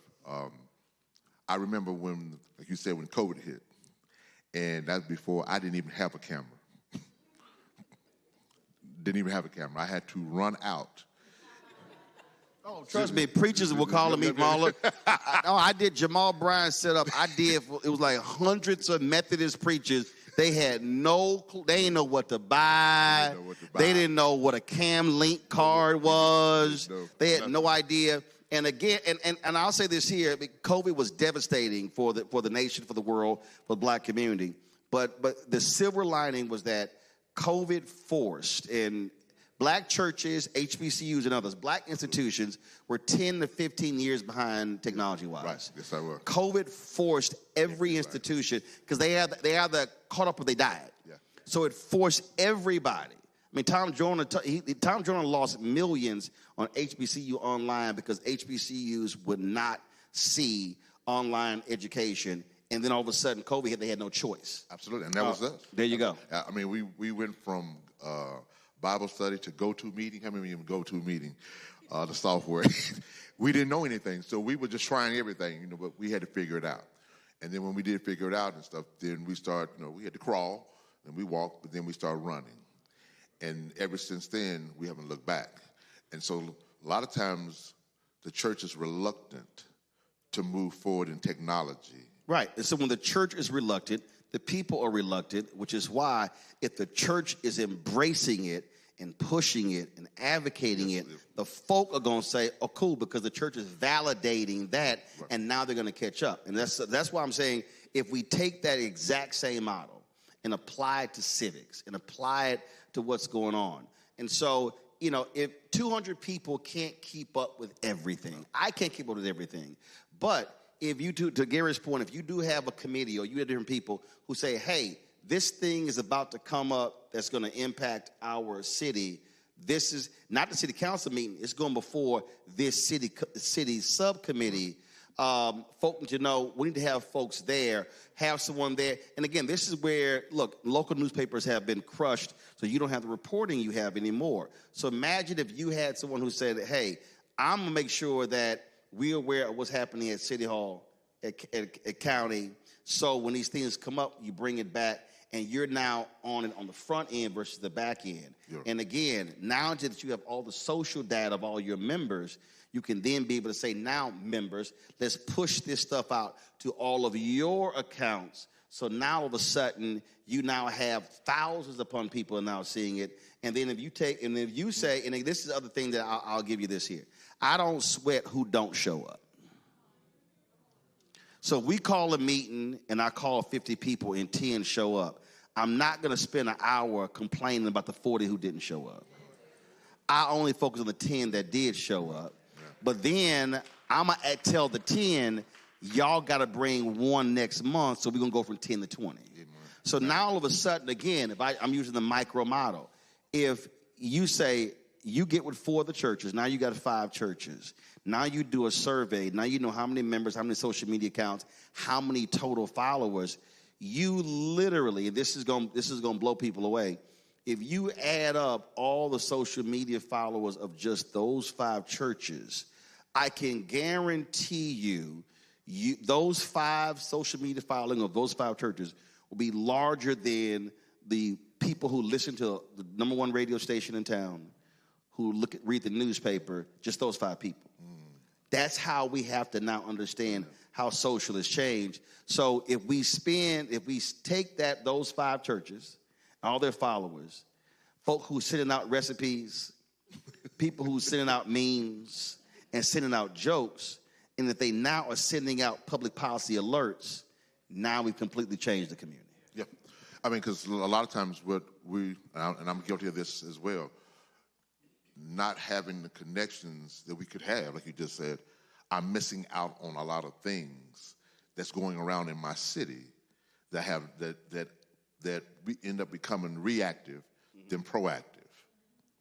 And so when something goes down, then we're scattering, trying to show up. In other words, we don't, because we're not sharing. And I think that's one of the keys to stuff. You just mentioned that if it is that then we can have a strategy to move forward, like you were talking about tonight, having strategy with that instead of being reactive when they call us. All right, so now, so you remember the church here, raise your hand. You remember this church, raise your hand. You remember this church, raise your hand. Okay, cool. Now, so what this means, everybody here, you now have some homework. See again. You now see. I tell you, I don't play these games. So you don't have to be a member of this church. You now should be able to go back to your church and say, Pastor, I need you to see this clip. I need you to see this conversation. We need to be doing this. I need you to get with Bishop to be one of those 5. And now all of a sudden we'll build from there.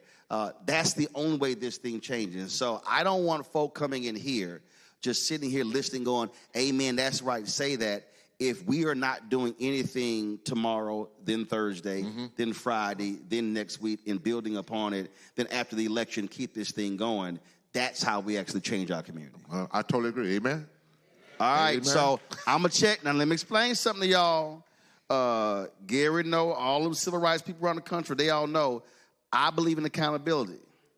So, you see, y'all think I'm lying. I'm going to check back in 3 months. Let me be real clear. Now, don't let me have to check back in 3 months and then nothing happened. Because I'm telling y'all, I will put everybody on blast.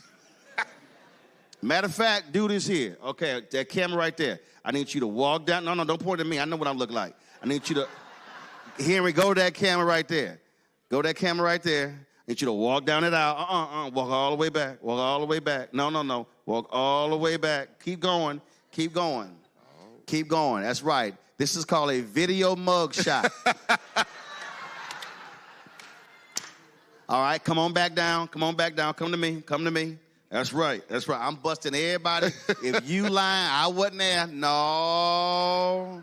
Come right here. Come right here. Walk down the center aisle. Get everybody on video. Keep going. Don't be trying to turn y'all heads like y'all in witness protection or something. All right, come on down. Come on, Henry. Don't stick on my arm, Henry. Don't switch to me. Keep it on. I need everybody. It's a video mug shot. All right, go on down there. If y'all wave, smile. If you hear with somebody you ain't supposed to be here, that is not my problem. Baby, stop covering your forehead. We see you. As you go. All right, so everybody here, you cannot lie and say you weren't here. Y'all got some homework. In 3 months, this should be done. Y'all should have the data collected, and we should start seeing the results of this. Bishop, I appreciate it. No, I appreciate you, Roland. Thank you, sir. Thanks a bunch. Thank you so much. Thank you. I'm going to go to a quick break.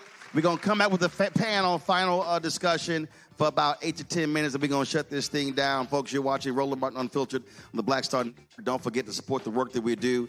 We don't have millionaires and billionaires like these right-wingers got cutting them checks. Our fan base has really been supporting us since we launched September 4th, 2018. We've had some 37,000 donors, and that's folks giving $1, $5, $10, $25. We ask our fan base to give, on average, $50 each a year, which is $4.19 a month, 13 cents a day. Support this show, the other 4 shows on the Black Star Network.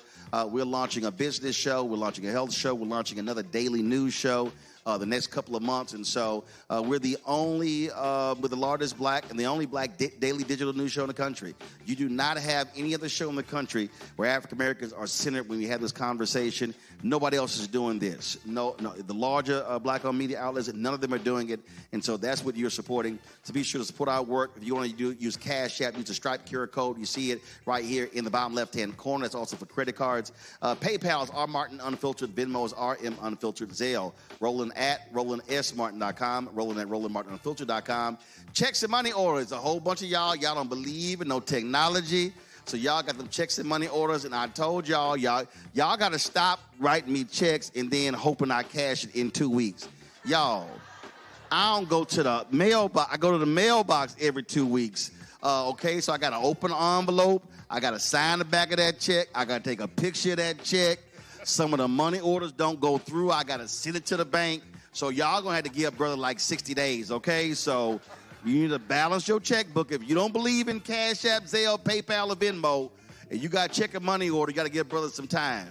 And so checks and money orders, make it payable to Roland Martin Unfiltered, P.O. Box 57196, Washington, D.C., 20037-0196. And see, y'all in the room, y'all laughing. Y'all actually think I'm tripping. No, I got about 50 checks and money orders in my backpack right now, and I got to go through each one. So don't y'all be sitting here laughing. That's real. All right, I'll be going to a break. I'll be right back here, Fredericksburg, Virginia. Back in a moment.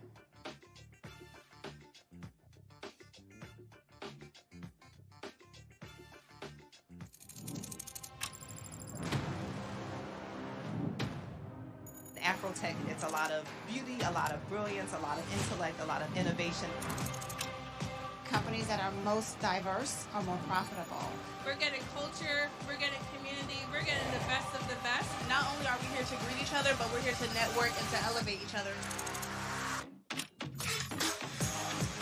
Everybody from all the major tech companies here, and that means that now everybody's in the same domain.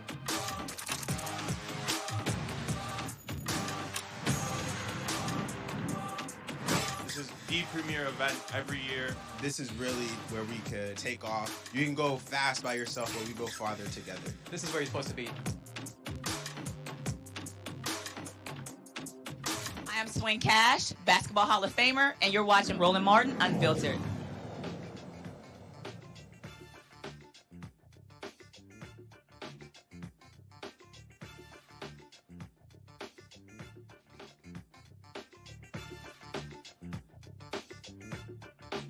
Virginia, we're going to close it out with our final panel. I'll start right here.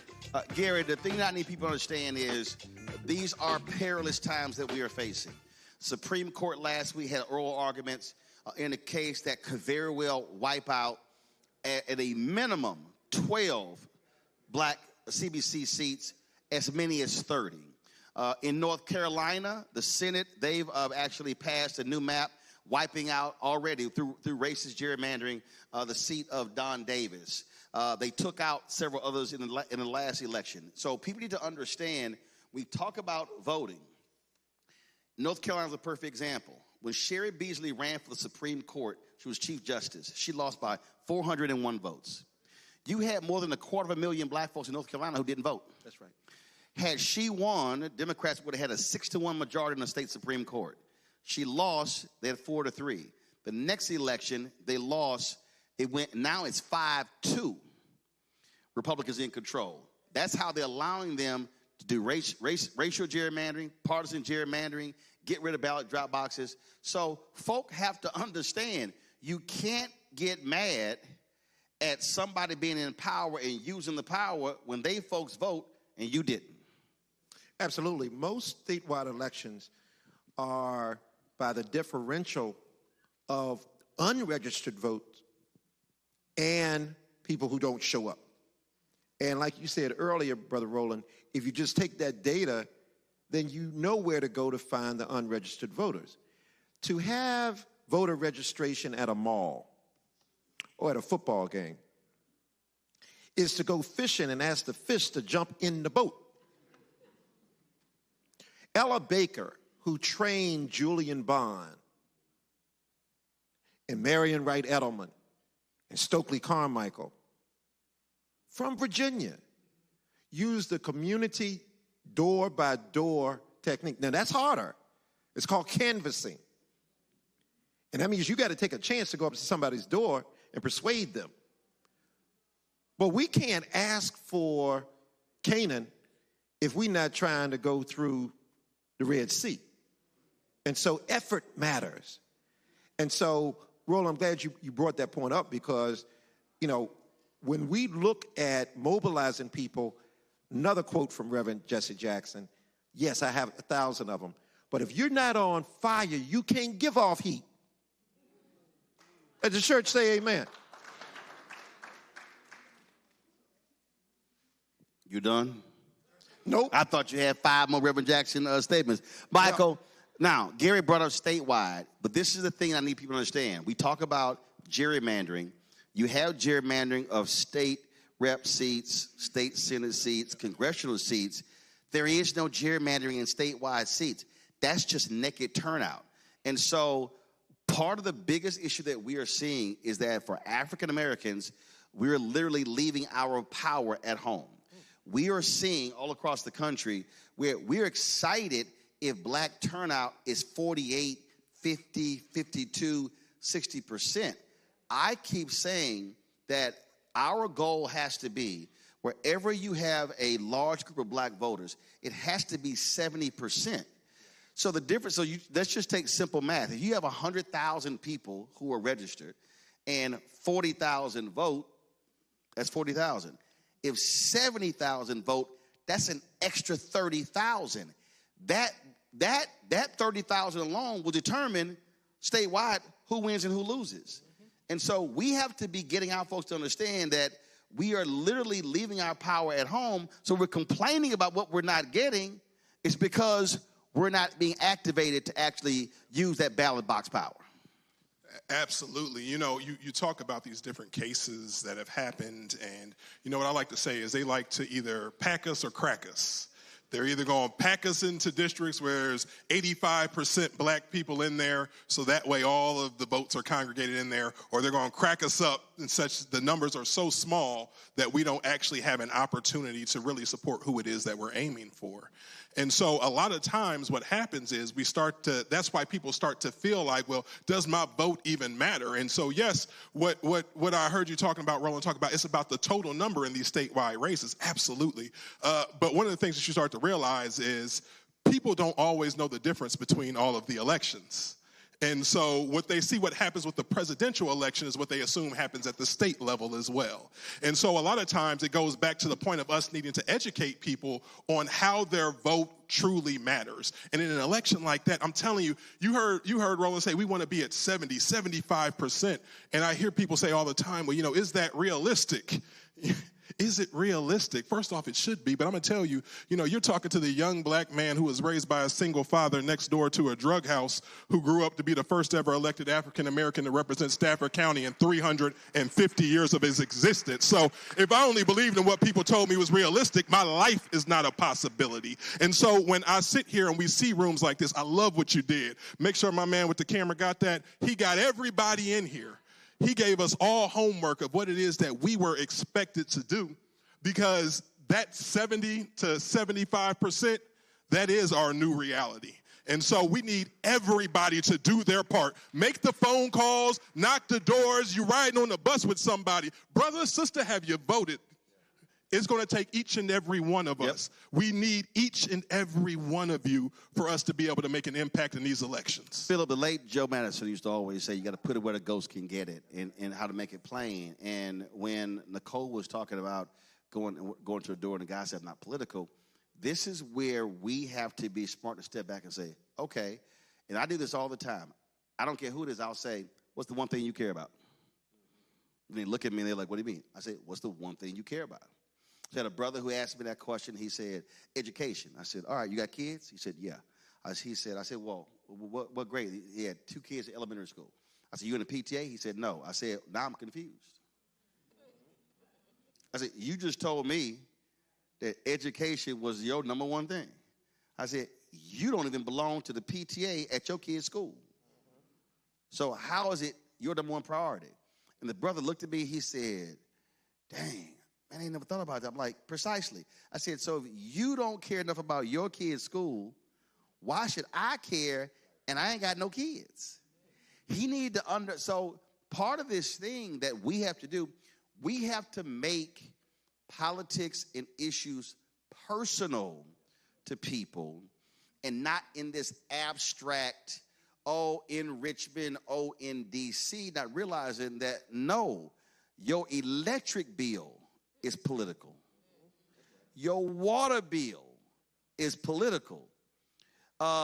Everything is, and walk somebody through, and they're going to look at us like, man, what you talking about? Well, that electric rate is set by government. See, they are not the average person understanding that. So I think that's how we have to be approaching this. We got to make it as personal as possible to every person. Final comment, go ahead. Well, one thing we need to start doing as African Americans, we need to start looking in the mirror, and we need to start walking it like we talk it. We talk it all day long. Oh, I need this. We need to do that. We need to do that. We need to do this. And where's the we at? The we gets up and then you sit at home. You got, if you really want to, look, these people are putting energy in your oppression. Let me say that again. They're putting energy in their oppression. Their churches are sitting there working hard to get their people out so they can oppress you. And if you can't fight your way out of that, then you got to start looking in the mirror. You know, Harriet Tubman said, what? I freed 1,000 slaves, freed 1,000 more if they'd only known they were slaves. They're coming for you. They're coming for your vote. They're coming for your houses. They're coming for your education. They're wiping black education out of schools. And all we do is sit back and what? So folks have got to start getting up and getting angry. You know, I watched this show called American Gods. And there was one scene where this black god, you know, was talking to these slaves in the bottom of this boat and letting them know that, you know, what's looking forward to them for the next 400 years ain't much. And there's a scene where the slaves get angry and they're ready to take over the ship. And I can't say the word that he used, but he said, anger gets done. So if you can't get anything else, get angry. Get angry at what we're seeing out here. How can you sit here and watch all this going on out here today and not be angry? You know? Let's get some passion in the game. And this one last thing I want to add is you have to be able to reach in your pocket and come up with some money to help people to get the organizations in place to do the work. Money is the other element of this. What Roland said about organizing, and you should be talking to this guy, you should also be finding out who's registering people and make sure that you're funding those people. I tell people all the time why we got to support Black Voters Matter, because they're doing the work in communities all across the country. Let's thank our panel. Let's thank our elected officials. I don't know where I was, they gave me this hoodie. I don't even know people give me stuff all the time. But they gave me, said, Black men vote with purpose. And one of the things that we're always doing, are encouraging, come on, give me a shout of the shirt. We're always encouraging people to understand how we have to be communicating with each other. And when we look at numbers, Black women are turning out in significant numbers. And I hear brothers complain about black girl magic, this, that, and the other. Well, guess what? Brothers can mobilize too. Sisters did it themselves. So, and I think part of the problem, if a lot of black men want to be honest, is that one of the reasons why a lot of black men aren't mobilizing, because we depend on black women to do the work. That's just the fact. So what people need to understand is that we all got to be in this game. I don't care if, so you have elections happening in Virginia.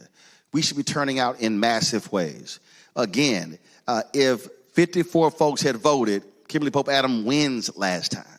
The black numbers in Petersburg were awful. They should be off the charts this election. When you talk about, again, having a Jay Jones as Attorney General, when you look at what happened right now, Kwame Raoul, Attorney General in Illinois. You have Anthony Brown in Maryland. You've got Aaron Ford in Nevada. You've got a sister in Massachusetts. You've got black attorneys general who will put Tish James in New York State, who are bringing issues to bear that ordinarily got ignored when Kamala Harris was, of course, Attorney General in California. When you talk about, of course, the racism in appraisals, how African Americans, the estimated is that black people have lost upwards of $10 billion because of racism in home appraisals. Black folks having to take their books and photos and artwork off the walls because white appraisers are downgrading a black home, having nothing to do with the house, but for them knowing that somebody black lives in the house. That thing is real. And so I need all of us, everybody who's watching, who's listening, to understand that we have got to be talking to everybody. And again, I keep saying our minimum number is 70%. We have to be maximizing our numbers in order to have an impact. And so don't complain about it, be about it. Don't just talk about it. You got to put in the work. And so that should be happening. Early voting continues in this state through November 1st, correct? All right. So no excuses, folks. Election day is November 4th. We're going to be in Virginia Beach and Suffolk on November 3rd. So look forward to that broadcast. And so look forward to that. And so you see the data right here. The deadline to register to vote, update your registration, is October 24th. Deadline to ask for a ballot to be mailed to you is also October 24th. Last day of in-person early voting is Saturday, November 1st. Election day takes place on Tuesday, November 4th. And so please take advantage of that. If you're in New Jersey, there are other local elections happening all across the country. So check the early voting deadline in your state. Check all the deadlines in your state, because again, they differ depending upon the state you're in. Let me thank the folks. We thank Bishop and the folks here at Vision for allowing us to be able to broadcast from here. We appreciate all the hospitality. Thank all of y'all for coming out as well. Y'all got some homework, and so let's get to work. I'll see y'all tomorrow right here, Roland Martin Unfiltered, right here on the Black Star Network. Don't forget, support our work. Join our Bring the Funk fan club. If you want to contribute to our work, use Cash App, use a Stripe QR code or credit card. Use that QR code. You see the bottom left-hand corner. And, of course, if you're listening, go to RolandMartinUnfiltered.com for the QR code. PayPal's R Martin Unfiltered. Venmo's RM Unfiltered. Zelle, Roland at RolandSMartin.com. Roland at RolandMartinUnfiltered.com. Checks and money order, make it payable to P.O. Box 5, Roland Martin Unfiltered, P.O. Box 57196, Washington, D.C., 20037-0196. Also, be sure to download the Black Star Network app, Apple phone, Android phone, Apple TV, Android TV, Roku, Amazon Fire TV, Xbox One, Samsung Smart TV. Be sure to get a copy of my book, White Fear, How the Browning of America is Making White Folks Lose Their Minds. Available bookstores nationwide. I got some here as well. And, of course, get the audio version I read on Audible. If you want to get our Roland Martin Unfiltered Black Star Network swag, please do so by going to shopblackstarnetwork.com. Also, if you go to that website, you see all of the different products. Those are all black-owned companies. We've been partnering, and so we certainly appreciate all of them participating with us. And, of course, we also want you to support the app fan base. Download the social media app if you want to invest. They've raised $13.4 million of their Series A raise. The goal is $17 million. And so, again, if you want to support that, go to startengine.com/fanbase. Startengine.com/fanbase. All right, y'all, that's it. I'll see y'all tomorrow. Roland Martin Unfiltered on the Black Star Network. Holla!